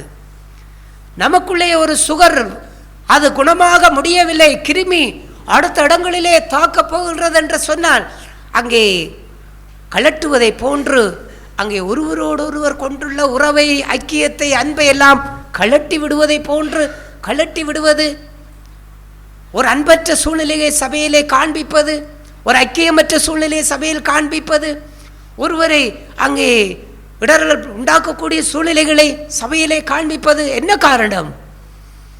நான் கிருமி ஏறுவதற்காக என்னை கலட்டி விட்டதை போன்ற, அவயத்தை கலட்டி விட்டு நான் தனியாக்கப்பட்டதை போன்ற ஒரு வாழ்க்கையிலே இருப்பது காரியமா? இல்லாவிட்டால் அது சீர்பட வேண்டும், குணமாக வேண்டும், நல்ல ஆரோக்கியமுள்ள சரீரமாய் அது வளர்ச்சியடைய வேண்டும் என்று எத்தனை சகோதர சகோதரிகள் பாடுபடுகின்றோம். தனிப்பட்ட வாழ்க்கையிலே, குடும்ப வாழ்க்கையிலே, தொழில் வாழ்க்கையிலே நாம் ஒரு தவறை விடுகின்றோம், ஒரு பிழையை செய்கின்றோம். இதையெல்லாம் செய்கிறதுனாலே சபையினுடைய சாட்சி கட்டுப்போகுமே, சபையினுடைய பரிசுத்தம் கட்டுப்போகுமே, சபையினுடைய தூய்மை கட்டுப்போகுமே, சபை தூசிக்கப்படுமே, கர்த்தருடைய நாமம் தூசிக்கப்படுமே என்று எத்தனை சகோதர சகோதரிகள் இந்த அன்பினாலே இசைக்கப்பட்ட உறவிலே பாரம் கொள்ளுகின்றார்கள். அவர்களுக்குத்தான் அந்த பாரம் இருக்கும். அன்பினால் இசைக்கப்படாத எந்த சகோதர சகோதரிகளுக்கும் இந்த பாரம் இருக்கவே இருக்காது. ஏன் காரணம்? தங்களை குறித்தே எப்போதும் சிந்தித்து கொண்டே இருப்பார்கள். தனக்கானதை தேடுகிற வாழ்வு, பிறருக்கானவைகளை சிந்திக்க மாட்டார்கள், சபைக்குரியதை சிந்திக்க மாட்டார்கள், விசுவாசத்துக்கும் ஐக்கியத்துக்கும் பக்தி விருத்திக்கும் சாட்சியுள்ள வாழ்க்கைக்கும் ஏதுவான காரியங்களை சிந்திக்க மாட்டார்கள். தனக்கானதையே தேடுவார்கள். தனக்கானதை தேடுகிறவன் கிறிஸ்துவுக்குரியவன் அல்ல, கிறிஸ்துவனுடைய சபைக்குரியவன் அல்ல. ஏன்? ஒரு அவயம் பாடுபட்டால் எல்லா அவயம் பாடுபடும். சபையிலே வைத்து யாரை தேவன் ஆசீர்வதிக்கின்றார் தெரியுமா? நாம் சபைக்கு வந்தால் எல்லோரையும் கர்த்தர் ஆசீர்வதிக்கின்றார் என்று நினைக்கின்றோம். அவ்வாறல்ல. என்னுடைய வாழ்க்கையிலே நான் கண்ட உண்மையெல்லாம் சபையிலே வைத்து கர்த்தர் யாரை ஆசீர்வதிக்கிறார் என்றால், ஒரு சபையை கிறிஸ்துவனுடைய சரீரமாக மதித்து அந்த சபையிலே தன்னையும் அதனோடு இசைக்கும்படிக்கு அன்பினாலே சபையை அன்பு கூர்ந்து தன்னை தியாகம் செய்து அன்பினாலே அந்த இசைவை உண்டு பண்ணி சபைக்காக பாடுபடுகின்ற, வைராக்கியம் கொண்டு வாழுகின்ற, கரிசனை கொண்டு வாழுகின்ற, தன்னுடைய பணத்தை தியாகம் செய்வது, தன்னுடைய பொருளை தியாகம் செய்வது, தனக்குண்டான எதையும் தியாகம் செய்வது, தன்னுடைய சரீர பலத்தையும் தியாகம் செய்வது, எல்லாவற்றையும் தன்னுடைய நேரத்தை தியாகம் செய்வது, இப்படியெல்லாம் யார் செய்ய முடியும்? அன்பினாலே இசைவை உண்டு பண்ணி அந்த அளவுக்கு சபையை நேசித்து அன்பு கொண்டு வாழுகின்ற சகோதர சகோதரிகளை கர்த்தர் எல்லா விதத்திலும் ஆசீர்வதிக்கின்றார். ஆவிக்குரிய வாழ்க்கையிலும் ஆசீர்வதிக்கின்றார், பூமிக்குரிய வாழ்க்கையிலும் ஆசீர்வதிக்கின்றார், சரீர பிரகாரமான வாழ்க்கையிலும் ஆசீர்வதிக்கின்றார். அன்பினாலே இசைந்து வாழுகின்ற அந்த உறவை சபையிலே நாம் கட்டி எழுப்பப்படவில்லை என்றால் அந்த மேன்மையான ஆசீர்வாதங்களை கூட நாம் பெற்றுக்கொள்ள முடியாது. ஆகையால் அன்பினாலே நாம் இசைந்து வாழுகின்ற உறவை சபையிலே கட்டி எழுப்புவோம். நாம் எதை யோசித்தாலும் அந்த யோசனை எல்லாம் சபைக்குரியதாகவே இருக்க வேண்டும். ஆமேன். எத்தனை சகோதர சகோதரிகள் நீங்கள் அவ்வாறு உங்கள் இருதயத்திலே சபை அந்த அளவுக்கு அன்பு கூறுகிறீர்கள்? உங்கள் பிள்ளையை வளர்க்கின்ற காரியத்தை குறித்த சிந்தனையாக இருந்தாலும் சபைக்குரிய சிந்தனையாக இருக்க வேண்டும். நம்முடைய குடும்பத்தினுடைய சமாதானத்தை, அன்பை, ஐக்கியத்தை பாதுகாக்கிறதா இருந்தாலும் சபைக்குரிய சிந்தனையாக இருக்க வேண்டும். நம்முடைய பொருளாதார காரியங்களை முன்னெடுத்து செல்லக்கூடிய பூமிக்குரிய பிரகாரமான தொழிலாக இருக்கலாம், அதெல்லாம் சபைக்குரிய சிந்தனையாக இருக்க வேண்டும். நம்மிடத்தில் இருக்கக்கூடிய பணத்தை கையாளுகின்ற விஷயமோ, நாம் ஒரு பொருளை வாங்குவதோ, ஒரு பொருளை விற்பதோ, ஒன்றை கட்டுவதோ, எதுவாக இருந்தாலும் சபைக்குரிய சிந்தனையாக இருக்க வேண்டும். அதுதான் சபை அன்பு கூர்ந்து அன்பினாலே சபை உண்டு பண்ணி வாழுகின்ற சகோதர சகோதரிகளுக்குரிய அடையாளம். இதை இங்கே உட்கார்ந்திருக்கின்ற எல்லா சகோதர சகோதரிகளும் நாம் பின்பற்ற வேண்டும். அந்த சபையை நான் அன்பினாலே இந்த சேவை நான் ஆண்டவருக்குள்ளே உண்டு பண்ணி நான் எதை செய்தாலும் சபையை அன்பு கொண்டே நான் எதையுமே நான் செய்ய விரும்புகின்றேன். காரணம் என்னென்றால் சரீர வளர்ச்சி உருவாக வேண்டும், சபை வளர வேண்டும். நாம் எப்படி சபையை வளர்க்கும்படிக்கு நாம் நம்ம எப்படி ஒப்பு கொடுக்கின்றோம், எப்படி பாடுபடுகின்றோம், எப்படி பிரயாசப்படுகின்றோம்? பரிசுத்தம் பிரதானம், கிறிஸ்துவனுடைய சபையின் தூய்மை பிரதானம், ஆவிக்குரிய வாழ்வு பிரதானம், சாட்சி பிரதானம், தேவனை மகிமைப்படுத்துகிற வாழ்வு பிரதானம். அது எல்லா இடங்களிலும், வீட்டிலேயோ எந்த இடங்களிலும் அதற்காக தன்னை ஒப்பு கொடுத்து அன்பு கூர்ந்து வாழுகின்ற சகோதர சகோதரிகளாய் இந்த ஆண்டிலே கர்த்தர் நம் எல்லோரையும் ஆசீர்வதிக்கட்டும். நாம் அன்பினாலே நம்மை இசைந்து வாழுகின்ற வாழ்விலே சபையினுடைய வளர்ச்சிக்காக நாங்கள் பாடுபடுவோம், பிரயாசப்படுவோம். கர்த்தர் நம்மை ஆசீர்வதிப்பாராக. ஆமென். தேவனுடைய நாமம் மையப்படுவதாக. 32வது வருடம் இந்த துவக்க நாளை தேவன் கொடுத்து இந்த நாட்களிலேயும் தம்முடைய வல்லமையான மகத்துவமான கிரியைகளை தேவன் இந்த காலை வேளையிலே அவர் வெளிப்படுத்தி இன்னும் சபையின் வளர்ச்சியை அவர் இன்னும் கட்டத்தக்கதாக, சபை இன்னும் தேவனுக்குள்ளாக என்றைக்குமே அது உறுதியான உத்தமமான பரிசுத்தமான வாழ்க்கையிலே கட்டப்படத்தக்கா தேவன் இந்த காலை வேளையிலே பேசிய போல என்னுடைய வாழ்க்கையிலும் என்னுடைய ஜீவியத்திலும் நான் கேட்டது போல அவராலே சரீரம் முழுவதும் அதற்கு உதவியாக இருக்கிற சகல கணக்குகளினாலும் இசைவாய் கட்டி இணைக்கப்பட்டு ஒவ்வொரு அவயமும் தன் அளவுக்கு தக்கதாக கிரியை செய்துகிறபடியே அது அன்பினாலே தனக்கு பக்தி விருத்தி உண்டாக்குறதுக்கு ஏதுவாக சரீர வளர்ச்சியை உண்டாக்குறது. இன்றைக்கி உண்மையாய் இன்றைக்கி சபைங்கிறதெல்லாம் அது தேவனுடைய ஒரு சரீரம். அது எல்லாருடைய அவயங்களை வைத்தே அந்த சரீரத்திலே தேவன் கிரியை செய்கிறார். ஆகையால் தன் அளவுக்கு தக்க என்னுடைய வாழ்க்கையில் என்னுடைய ஜீவியத்திலே நான் இந்த சபைக்கு எப்படி என்னுடைய சரீரத்திலே என்னுடைய வாழ்க்கையில் என்னுடைய ஜீவியத்திலே எதை நான் வைத்து இந்த சரீரத்திலே இந்த சபையின் சரீரத்திலே எந்தளவுக்கு தேவன் என்னை அவயமாய் வைத்து இந்த சரீர வளர்ச்சியை கட்டுகிறதற்கு அவர் எதிர்பார்த்திருக்கிறாரோ எதிர்நோக்கி இருக்கிறாரோ அந்த நோக்கத்தையும் அந்த திட்டத்தையுமே என்னுடைய வாழ்க்கையிலே என்னுடைய ஜீவியத்திலே ஒவ்வொரு நாளும் அதுக்கு இசைவாய் போகத்தக்கதாக அது இசைந்து செயல்படத்தக்கான ஒரு ஆவி. எல்லா காரியங்களிலும் இசைந்து செயல்படக்கூடிய ஒரு ஆவி. புறம்பாக இருக்கக்கூடிய காரியமோ அல்லது அங்கே தனியாக இருக்கக்கூடியமோ இசைந்து கட்ட முடியாது.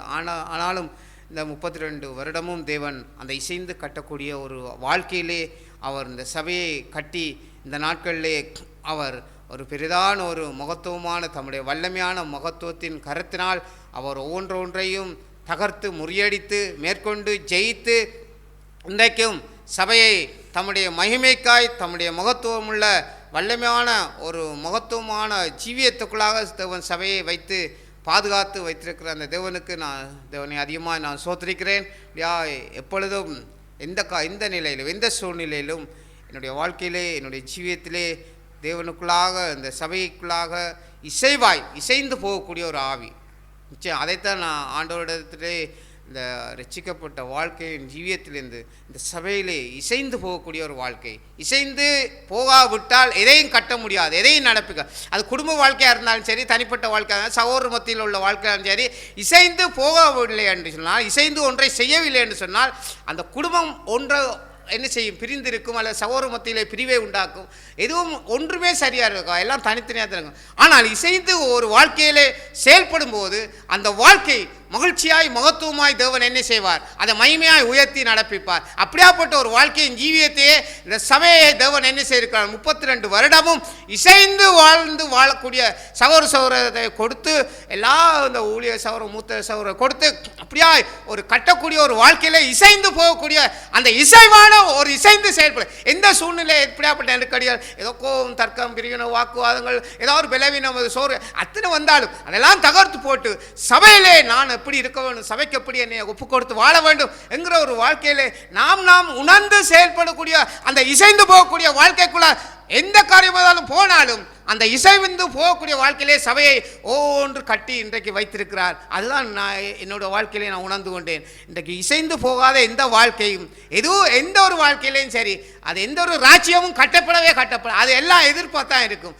ஆனால் இன்றைக்கு தேவன் நம்மளை அவ்விதமான ஒரு ஆவியிலே அந்த எல்லா நிலையிலேயும் அவர் வைத்து நடத்த வேண்டுமென்றே நான் அதிகமாய் பிரயாசப்படுகிறேன். இந்த 32வது வருடம் தேவன் அந்த அன்பிலே இழுத்து கொண்டு தம்முடைய அன்பிலே எங்களை வைத்து கொண்டு அந்த அன்பே வெளிப்படுத்தி காண்பித்து இந்த சபையான மகத்துவமான தம்முடைய சரீரத்தை முழுவதுமாய் ஒப்பு கொடுத்து அவர் இன்றைக்கும் அவர் இந்த சபையிலே ஆளுகை செய்து நடத்துகிற அந்த தேவனை அதிகமாக நான் சோத்திரிக்கிறேன். அப்படியாப்பட்ட அந்த அன்பிலே நானும் இசைந்து போகக்கூடிய ஒரு ஆவியை நடத்தல எப்பொழுதும் இருக்க வேண்டுமென்றே நான் தேவனிடத்தில் கேட்கிறேன். அந்த ஆவியிலே இன்னும் அதிகமாய் இந்த 32 வருடத்தில் தேவன் கட்டினவர் இந்த 32 வருடம் முழுவதையும் தேவன் அவ்விதமான ஒரு இசைந்த ஆவியிலே கட்டி இன்னும் சபையின் வளர்ச்சியை தேவன் கிருபை செய்வார்னு சொல்லி சுவாசிக்கிறேன். ஆமென்.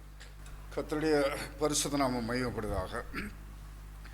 ஆண்டவராக இயேசு கிறிஸ்து தலையாக இருந்து இம்மட்டுமா அவருடைய சரீரமான சபையை பாதுகாத்து போஷித்ததுக்காக தேவனுக்கு நன்றி செலுத்துகிறேன். அங்கே யுத்தம் செய்தவோ போராடியோ இந்த 32 காலமாக எங்கே சபையை எங்கே கட்டவில்லை என்றான காரியங்கள், நான் உங்களுக்காக யுத்தம் செய்வேன், நீங்கள் சும்மாருங்கள் சொன்ன அந்த வார்த்தை கேட்ட பிரகாரமாய் தேவன் அந்த ஜனங்களை பார்வனுடைய அடிமைத்தனத்திலிருந்து மீட்டுக்கொண்ட அந்த நாளை வருடம் அங்கே நினைவுறும்படியாய் சந்ததிக்கு அதை தெரிவியுங்கள், வரக்கூடியான சந்ததிக்கு அதை தெரிவியுங்கள் என்று சொல்லி சொன்ன பிரகாரமாய் அந்த ஆண்டுகள் தோறும் நினைவுகூரப்படக்கூடியான ஒரு நாளாக இருக்கக்கூடிய அந்த நாள். அதே போன்றான கர்த்தர் சபையை இந்த இடத்திலே ஸ்தாபித்து அங்கே எல்லா இக்கட்டுகள், சூழ்நிலைகள், நெருக்கடிகள், துன்பங்கள் மத்தியெல்லாம் அங்கே நாங்கள் சும்மா இருக்கும்படியாய் தேவன் எங்களுக்காய் யுத்தம் செய்து பெரிய காரியங்களை செய்த அந்த தேவனுடைய நாமம் மகிமைப்படுத்தும்படியான அந்த காரியங்கள் இன்றைக்கு தேவன் இங்கே காண்பித்த காரியங்கள் அங்கே அதுதான். இன்றைக்கு இங்கே நான் இங்கே மரித்து போய்விடலாம், இங்கே மூத்த சோழர்கள் இங்கே மரித்து போய்விடலாம். வரக்கூடிய காலங்களிலே வரக்கூடிய அந்த சந்ததிகள் தேவன் மீட்டு கொண்டு வந்த அந்த மகாபிரதான ரட்சிப்பினுடைய அந்த விடுதலுடைய நாளை மனமகிழ்ச்சியோடு அது கொண்டாடும்படியான அந்த நாளை நினைவுறும்படியாய் தேவன் அதைத்தான் நாட்கள் எங்கே காண்பித்தார்.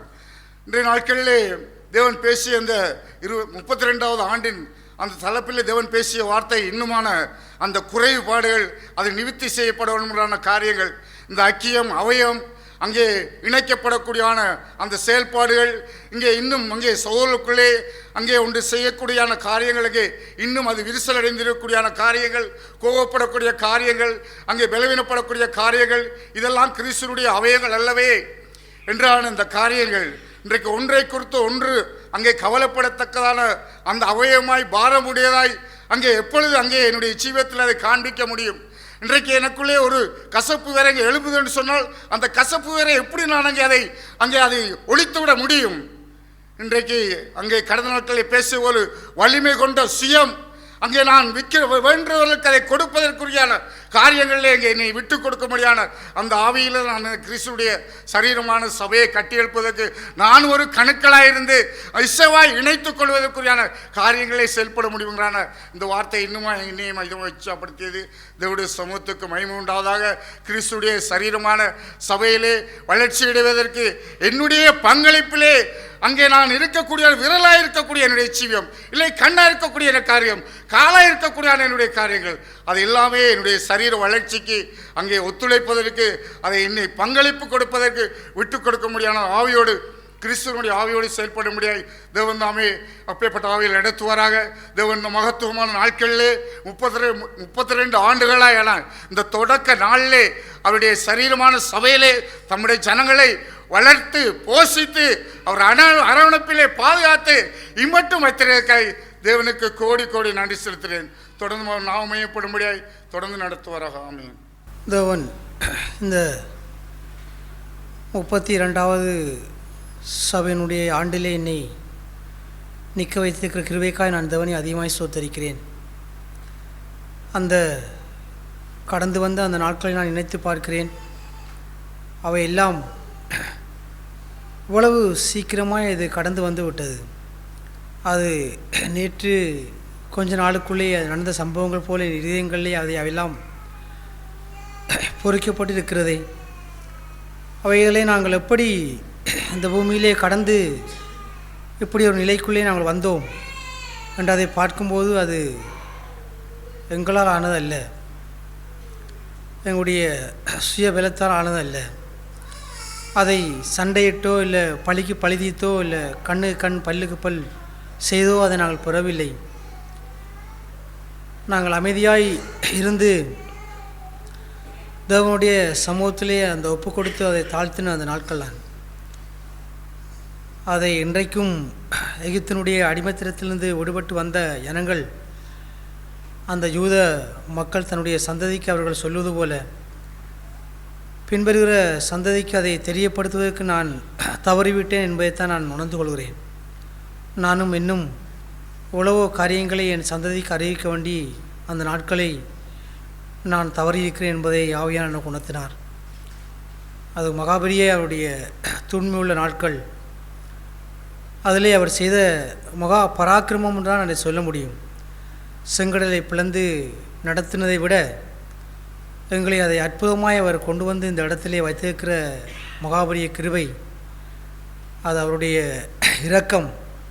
அதற்காக நான் தேவனை அதிகமாய் ஸ்தோத்தரிக்கிறேன்.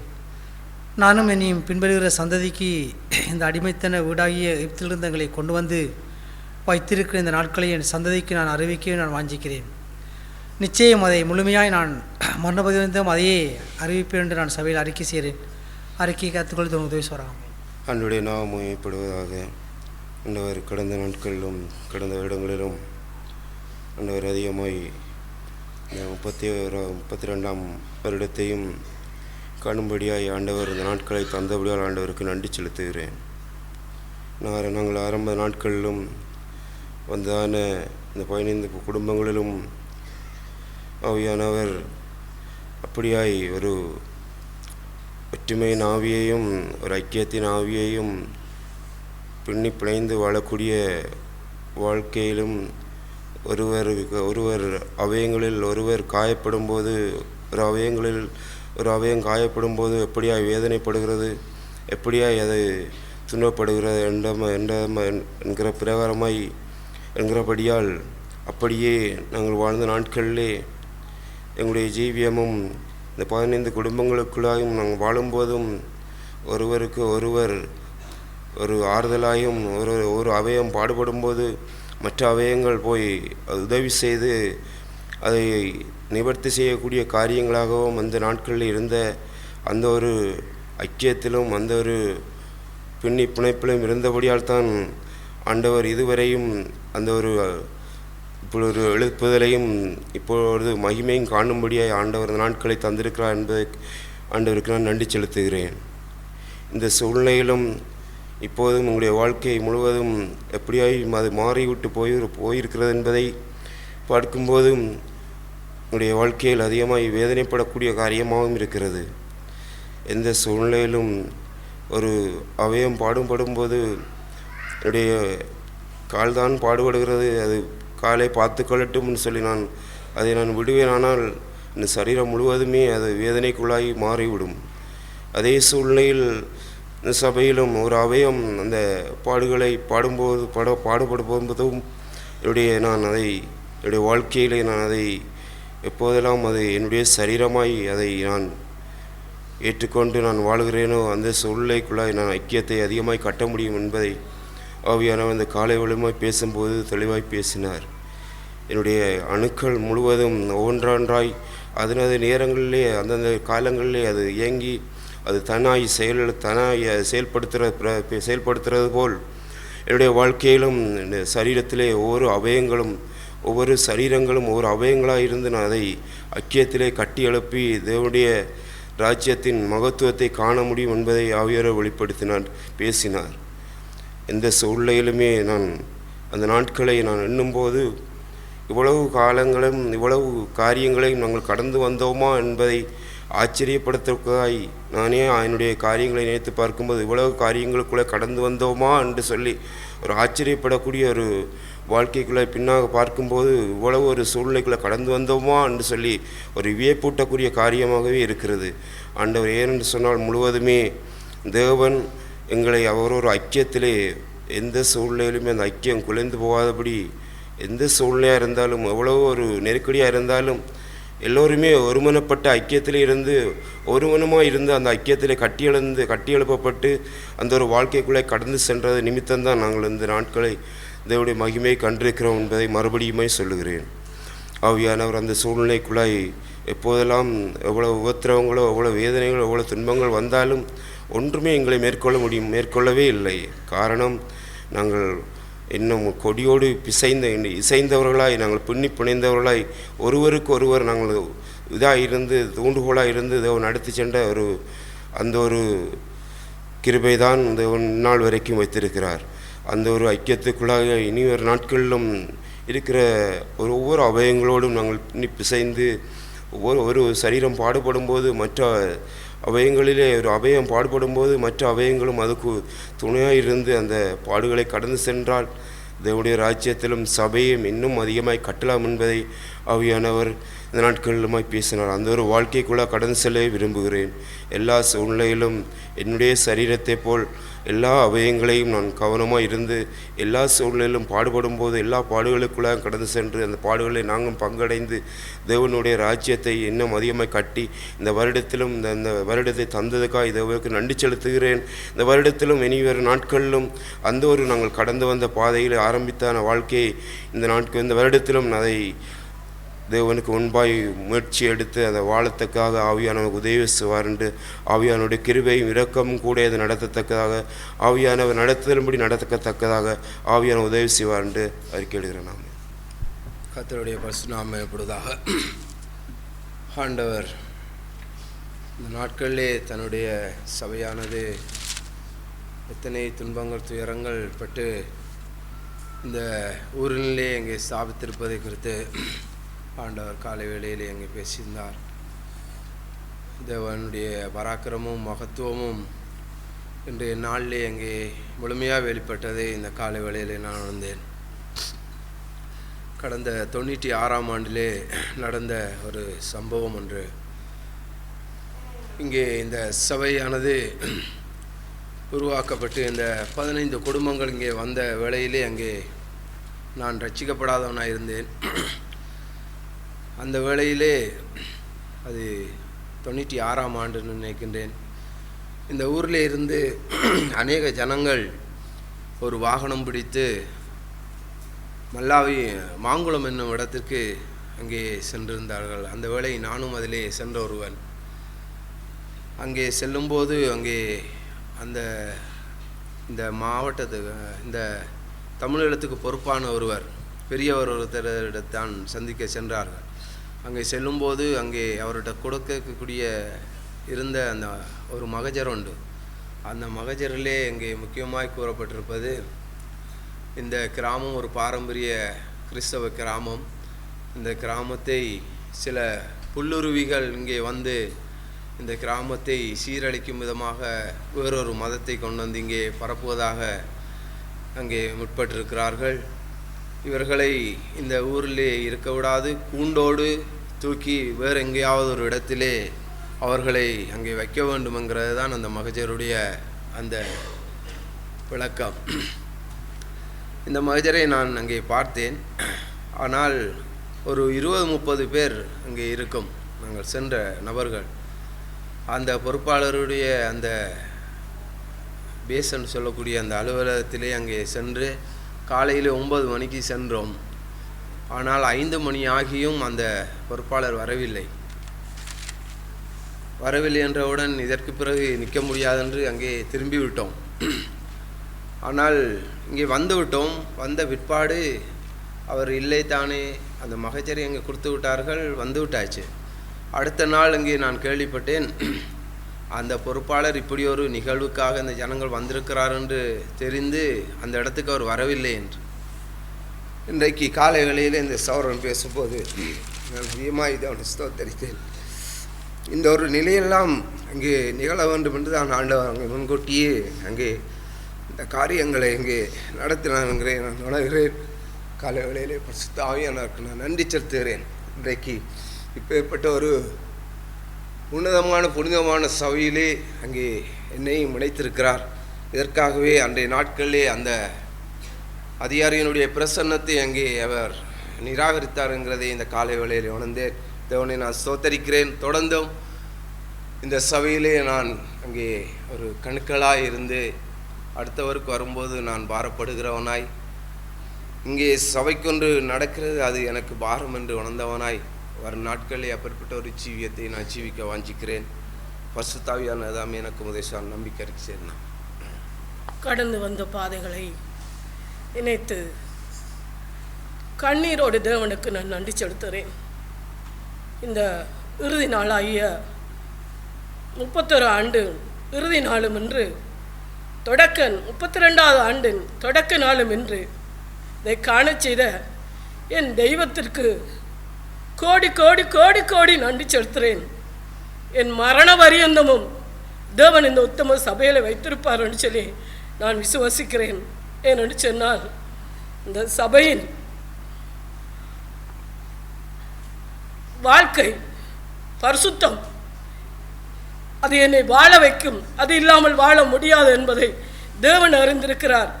என் மரண பரியந்தம் தேவன் இந்த உத்தம சபையில் என்னை மாத்திரமல்ல என் சந்ததிகளையும் தேவன் வைத்திருப்பார் என்று நான் நம்புகிறேன், விசுவாசிக்கிறேன். இன்னுமாய் இயேசு கிறிஸ்து கரைதிரையற்ற முதலானவைகள் ஒன்றும் இல்லாமல் பரிசுத்தமும் பிழையற்றதுமான சபையாய், மகிமை உள்ள சபையாய் தேவன் தமக்கு முன்பாய் நிறுத்தும்படிக்கு தம்மைத்தாமே அதற்கு பலியாய் ஒப்பு கொடுத்தது போல என்னுடைய ஜீவியத்திலும் இந்நாள் வரைக்கும் அவருடைய சமூகத்தில் அவருடைய அந்த அன்பு கூர்ந்த என்னை நேசித்து அவருடைய சமூகத்தில் வைத்திருக்கிற அந்த தேவனுக்கு நன்றி செலுத்துகிறேன். அதே அடிச்சுவடலை நானும் பின்பற்றினவளாய் எந்த ஒரு கரையும் திரையும் காணப்படக்கூடாதபடிக்கு தேவனுக்கு முன்பாய் பரிசுத்தமும் பிழையற்றவளுமாய் நின்று அன்பு கூர்ந்து இந்த சபையை நேசித்து நான் மாத்திரமல்ல என் பிள்ளைகள் சந்ததிகள் சகோதர சகோதரர்களுக்காய் போராடி தேவ சமூகத்தில் நின்று வாழ தேவன் என்னை வழிநடத்துவான்னு சொல்லி விசுவசிக்கிறேன். தேவன் கொடுத்த வார்த்தை என்னை மிகவும் பலப்படுத்தினது. தொடர்ந்தும் கிறிஸ்தேசு மூலமாய் தலைமுறையாய் தேவனுடைய நாமம் மையப்படுத்தக்காய் தேவன் சபையை நடத்துவான்னு சொல்லி விசுவசிக்கிறேன். ஆமென். தேவனுடைய நாமம் மகிமைப்படுவதாக. சின்னஞ்சிறு வயதிலே தெரிந்து கொண்டு இந்த 31 வருடத்தை இங்கு வந்து கடந்து செல்வதற்கு எதுவாய் தேவன் காண்பித்தவருடைய எல்லா தயவுக்காகவும் தேவனுக்கு நன்றி செலுத்துகிறேன். இந்த சபையை நேசிக்கிறேன். காரணம் எல்லாம் கிறிஸ்து தம்மை அங்கே தேவனுக்கு உகந்த வாசனையான காணிக்கையாம் பலியாகவும் ஒப்பு கொடுத்து அன்பு கூர்ந்த அந்த வாழ்வு, அது நிமித்தம் அவர் எவ்வளவாய் தன்னை பலியாய் ஒப்பு கொடுத்து அன்பு கூர்ந்தாரோ அவ்வளவாய் அவரை நானும் அன்பு கூற வேண்டுமென்றான அந்த ஒரு ஆவியோடைய சபையை நான் நேசிக்கிறேன்.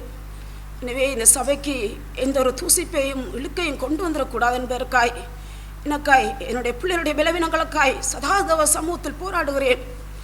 அது மாத்திரமல்ல, இந்த சபை அது தேவனுடையது. இந்த சபைக்கு அவரே தலையாக இருக்கிறார். எனவே யார் இந்த தவறை எதை செய்தாலும் அந்த தலையை அது பாதிக்கும் என்பதற்காய் சபையில் உள்ள ஒவ்வொரு குடும்பத்தில் உள்ள ஒவ்வொரு பிள்ளைகளுக்காகவும் அவருடைய பலவீனங்களுக்காய் தேவ சமூகத்தில் இருக்கிறேன். அந்த தலையாக இருக்கிற கிறிஸ்து ஒருபோதும் அது தூசிக்கப்பட்டு விடக்கூடாதுங்கிறதற்காய் மெய்யாய் வெளியேறு பெற்ற ஒரு பாக்கியம் தேவ சமூகத்தில் அமர்ந்திருப்பதெல்லாம், சபையில் அமர்ந்திருக்கிறதெல்லாம் மேலான ஒரு பாதுகாப்பு என்பதை நான் காண்கிறேன். ஏராளமான நன்மைகளை கொடுத்து இத்தனை வருடமும் அவருடைய சமூகத்தில் வைத்திருக்கிற என்னுடைய தேவனுக்கு நான் அதிகமாய் நன்றி செலுத்துகிறேன். தொடர்ந்தும் இந்த சபையிலே நானும் மெய்யாய் அன்பிலே இணைக்கப்பட்டவளாய் அவர் தன்னை தியாகம் செய்து காணிக்கவும் பலியாகவும் ஒப்பு கொடுத்து அன்பு கூர்ந்தாரோ அவ்வண்ணமாய் அப்பற்பட்ட தெய்வத்தை அன்பு கூர்ந்தவளாகவே தொடர்ந்தும் என்னையும் அவ்வண்ணமாய் நானும் ஒப்பு கொடுத்து மெய்யாய் அப்பற்பட்ட அன்பிலே இணைக்கப்பட்டவளாய் எங்கெல்லாம் சகோதர சிநேகங்கள் துண்டிக்கப்படுகிறதோ அங்கெல்லாம் ஒவ்வொருவருக்காயும் தேவ சமூகத்திலே போராடியது சபையின் வளர்ச்சிக்காய் தொடர்ந்தும் பாடுபடத்தக்காம் சபை கட்டுப்படுவதற்கு எதுவாய் தேவனாக மகிமைப்படுவதற்கு எதுவாய் நானும் தொடர்ந்து பிரயாசப்படுவதற்கு எதுவாய் தொடர்ந்தும் அந்த ஆவியானதாமே என்னையும் அந்த அன்பின் ஆவிலே வைத்து நடத்த வேண்டும் விசுவாசத்தரிக்கை செய்கிறேன். நான் கர்த்தரை அதிகமாக ஸ்தோத்தரிக்கிறேன். தேவன்தாமே எங்கேயோ இருந்து ஏதோ ஒரு சபைக்கு போய் பேர் கிறிஸ்தவர்களாக இருந்து தேவன் தமது நோக்கத்தின்படி இங்கே 95ஆம் ஆண்டு கொண்டு வந்து சேர்த்தார். எனக்கு 6 சகோதரர்கள் இருந்தாலும் அவர்கள் சிறிதிலேயே ஞானஸ்தானம் எடுத்து சத்தியத்தை சரியாக அறியாமல் நாங்கள் பேருக்கு கிறிஸ்தவர்களாக இருந்தோம். ஆனால் தேவன் ஒரு நோக்கத்தோடு கூட்டி சேர்த்து இப்போவும் அவர்கள் அந்நிய தேசத்தில் வெளியில் இருந்தாலும் தேவன் வைராக்கியமான வாஞ்சையுள்ள தேவன் நிற்க கொண்டு சேர்த்து அந்த சத்தியத்தின்படி வாழணும் என்றதான அந்த வாஞ்சையும் விருப்பத்தையும் அந்த இடத்தில் அவர்களுக்கு உபத்திரவங்கள் இருந்தாலும் அவர் அதை நடப்பிக்கிறார். அதற்காக கர்த்தரை அதிகமாக ஸ்தோத்தரிக்கிறேன். அவர்கள் இங்கு கேட்ட சத்தியத்தின் பிரகாரமே ஜீவிக்க வேண்டும்.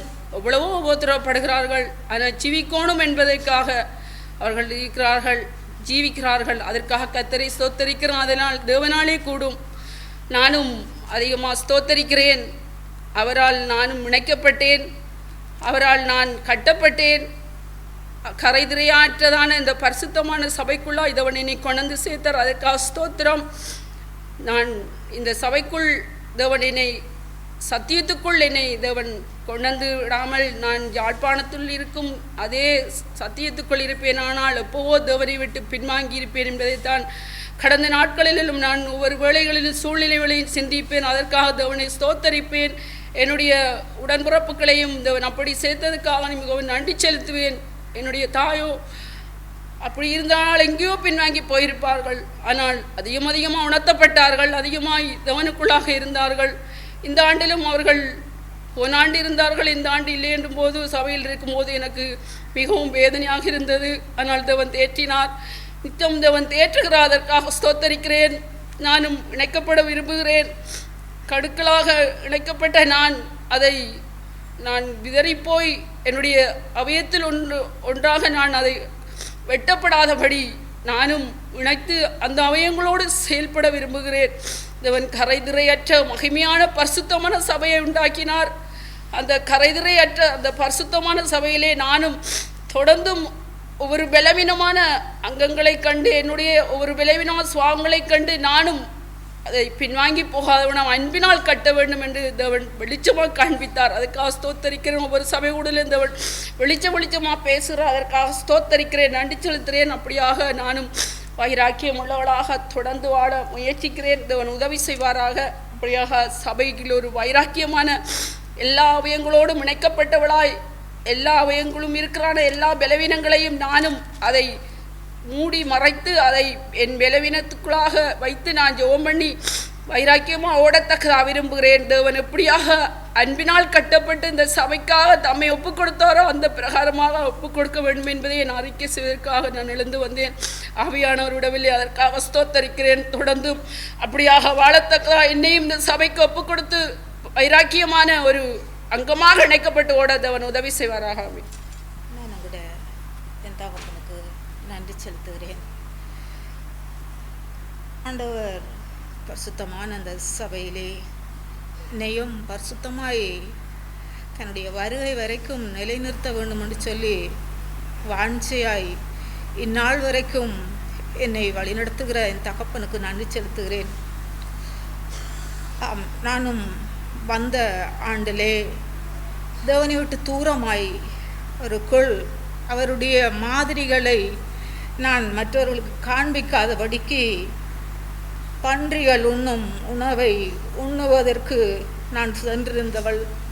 ஆனாலும் என் தகப்பன் இரவு பகலாய் தூங்காதபடிக்கு எனக்காய் விழித்திருந்து நான் செல்லும்போது எனக்கு மோதிரத்தை அணிந்து அன்பாய் அணைத்து கொண்டு இந்நாள் வரைக்கும் என்னுடைய அன்பிலே நிலைநிறுத்தி வைத்திருக்கிறார்.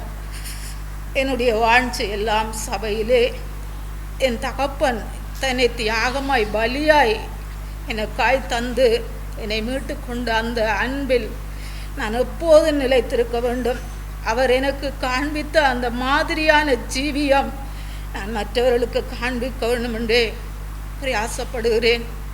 என்னுடைய வாஞ்சை எல்லாம் என் தகப்பன் அறிவார். என்னுடைய வாஞ்சையின் பிரகாரம் இந்நாள் வரைக்கும் இந்த பரிசுத்தமான சபையில் வைத்து என்னுடைய தேவைகள், என்னுடைய போசாக்கோ போதனையோ எதுவோ அந்தந்த வேளைகளில் எல்லாம் எனக்கு அந்தந்த ஒவ்வொரு சூழ்நிலைகளுக்கும் ஏற்ற வார்த்தைகளை தந்து என்னை உயர்த்தி கொண்டு வருகிறார், என்னை ஆற்றி கொண்டு வருகிறார், என்னை பாதுகாத்து கொண்டு வருகிறார். தேவனுக்கு நான் அதிகமாய் நன்றி செலுத்துகிறேன். கடைசி வரையும் எனக்காய் பாடுபட்டு கடைசி நேரத்தில் தாகத்தில் கூட அந்த கசப்பு காடியை வாங்கி குடிக்காதபடிக்கு எனக்கு மாதிரியாய் ஜீவித்த அந்த தகப்பனுடைய மாதிரியை நானும் எனக்கு என் தகப்பன் எனக்கு என்னெல்லாம் தந்திருக்கிறாரோ அத்தனையிலும் நான் அதை நோக்கி பார்த்து விடாதபடிக்கு அவர் தந்தவைகளை வைத்து அவர் அதில் என்ன சித்தத்தை வைத்திருக்கிறாரோ அதை மாத்திரமே நான் நோக்கி பார்த்து வாழவே வாஞ்சிக்கிறேன். வருகிற நாட்கள் இந்நாளிற்கு நடத்தின தேவன் வருகிற நாட்களும் தன் நாமம் மகிமைப்படும்படிக்கு என்னை நடத்துவார் என்று சொல்லி அறிக்கை செய்கிறேன். நான் தேவனை ஸ்தோத்திரிக்கிறேன். 95வது ஆண்டிலிருந்து 2026ஆம் ஆண்டு வரைக்கும் தேவனுடைய நடத்துதலை சொல்ல வேண்டுமென்றால் நாட்கள் போதாது. எத்தனையோ சாட்சிகள் கர்த்தரை அதிகமாய் ஸ்தோத்திரிக்கிறேன். ஒரு சாட்சியை மட்டும் தேவனுடைய நாம மகிமைக்காய் சொல்ல விரும்புகிறேன்.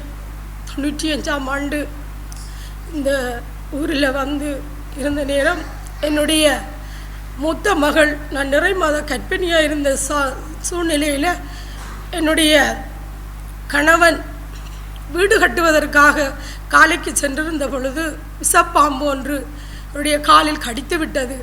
ஆனால் நான் வந்து ஒரு அவிசுவாசியான ஒரு உறவினர் வீட்டில் தான் தங்க வைக்கப்பட்டிருந்தேன். அந்த சூழ்நிலையிலெல்லாம் எங்களை தங்க வைப்பதற்கு யாருமே அனுமதி தரவில்லை.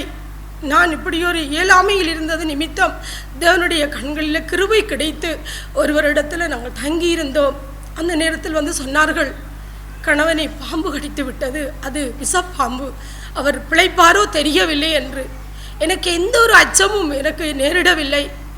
நான் தேவ சமூகத்தில் போய் அதை நீங்கள் பார்த்து கொள்ளுங்கன்னு சொல்லி அவருடைய சமூகத்தில் நான் அமர்ந்திருந்தேன். அப்பொழுது என்னுடைய அவிசுவாசியான உறவுகள் அநேகர் வந்து, நீ இப்படி இருக்கிற சூழ்நிலையில் இப்படி ஒரு காரியம் சம்பவித்திருக்க கூடாது, இது கூடாத காரியம் அப்படி என்று சொல்லி என்னுடைய விசுவாசத்திற்கு எதிரான காரியங்களை குறித்து பேசினார்கள்.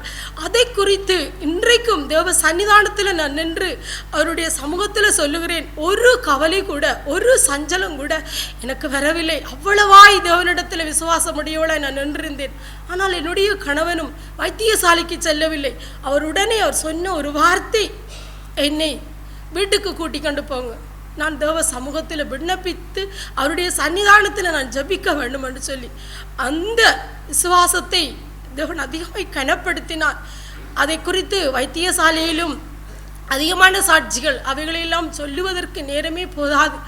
ஆனால் ஒன்றை நான் சொல்லுகிறேன் என்றால், அன்று இருந்த அந்த விசுவாசத்தை விட இன்று பல மடங்கு அந்த விசுவாசம் எங்களுக்குள்ளே அது வர்த்திக்க பண்ணப்பட்டிருக்கிறது. தேவனுடைய நடத்துதலிலே ஆச்சரியமான காரியங்கள் உண்டு. எத்தனையோ பாடுகளை, அவமானங்களை, நிந்தனைகளை சகிக்கும்படியான பலனை தேவன் தந்தபடியால் இன்றைக்கு தேவ சமூகத்தில் நின்று கொண்டிருக்கிறோம். தேவனை அதிகமாய் ஸ்தோத்திரிக்கிறேன்.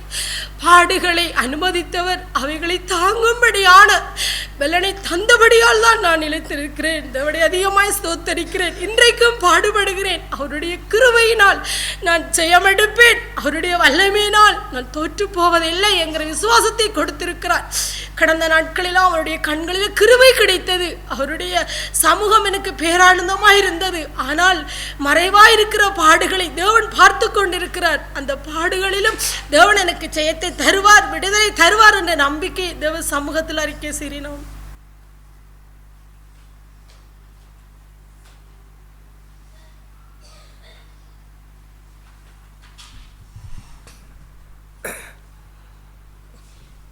கர்த்தரை நாம் மகிமைப்படுத்தத்தக்கதாக அவர் இந்த நாளிலும் சபையை பாதுகாத்தவருமாய், சபையிலே வைத்து எங்களை பாதுகாத்தவருமாய், எங்களையும் எங்கள் குடும்பங்களையும் வைத்து பாதுகாத்து இந்நாள் வரைக்கும் அவருடைய ராஜ்யத்துக்கு உகந்த ஜனமாய் வாழக்கூடிய அந்த வாழ்விலே தெரிந்து கொண்டு அவருடைய சரீரமான சபையிலே அன்பினாலே இசைந்து கட்டப்படக்கூடிய அபயங்களாய் வைத்திருக்கின்ற ஒவ்வொரு வெறும் பாக்கியம் பெற்றவர்கள்.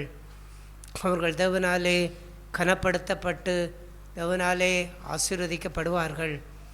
கர்த்தருடைய கரம் எப்போதும் அவர்களை வழிநடத்தும்.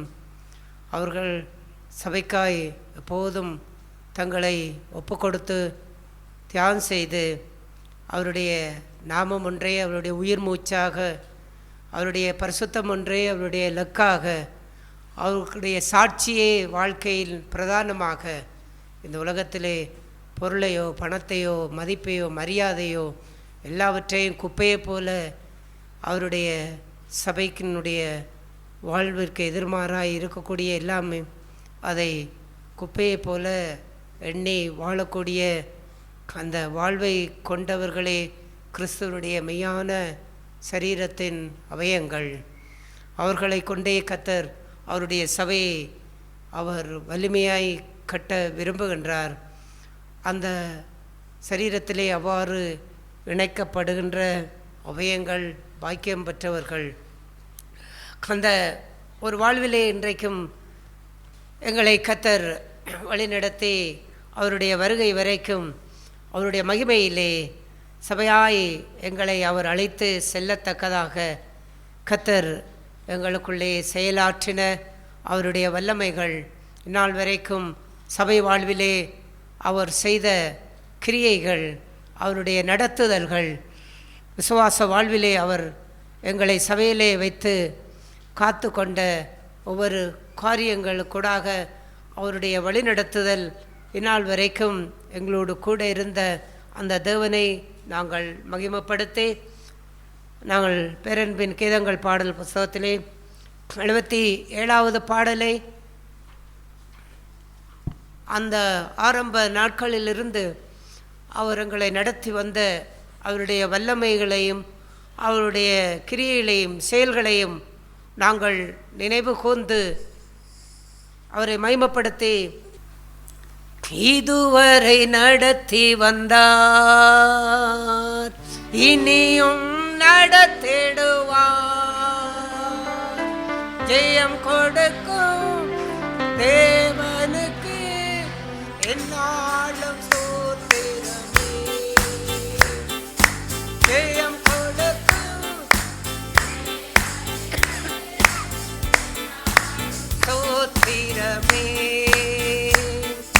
ஸ்தோத்திரம் பாடிய போற்றிடுவோம், நன்மைகள் செய்ய தேவனுக்கு. ஸ்தோத்திரம் பாடி போற்றிடுவோம்,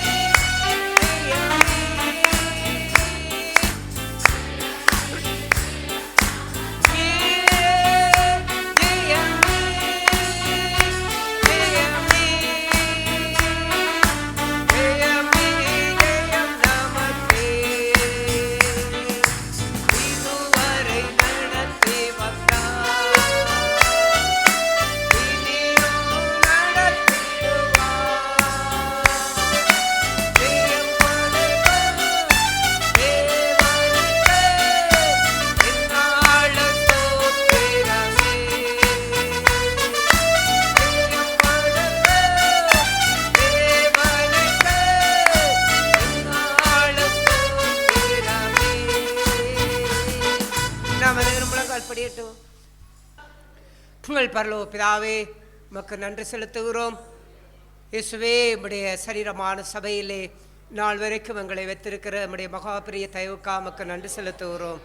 உம்முடைய ஜீவனை பெற்றுக்கொள்ளும்படிக்கு, உம்முடைய சாயலாய் மாறும்படிக்கு, உம்முடைய பரிசுத்தம் விளங்கும்படிக்கு உம்முடைய சரீரமான சபையிலே எங்களையும் உம்முடைய அன்பினால் எங்களை இணைத்திருக்கின்றீர் ஆண்டவரே.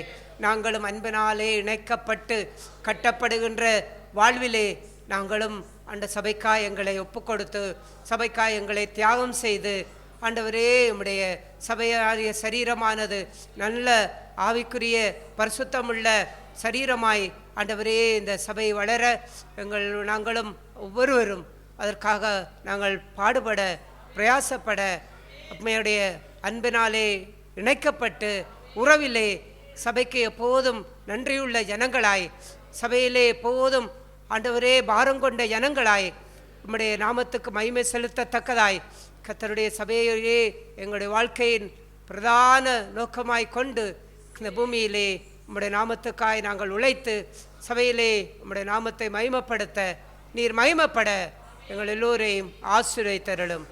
இயேசு கிறிஸ்துவ நாமத்தினாலே ஜெபிக்கிறோம். ஜெபங்களும் எங்கள் நல்ல பிதாவே.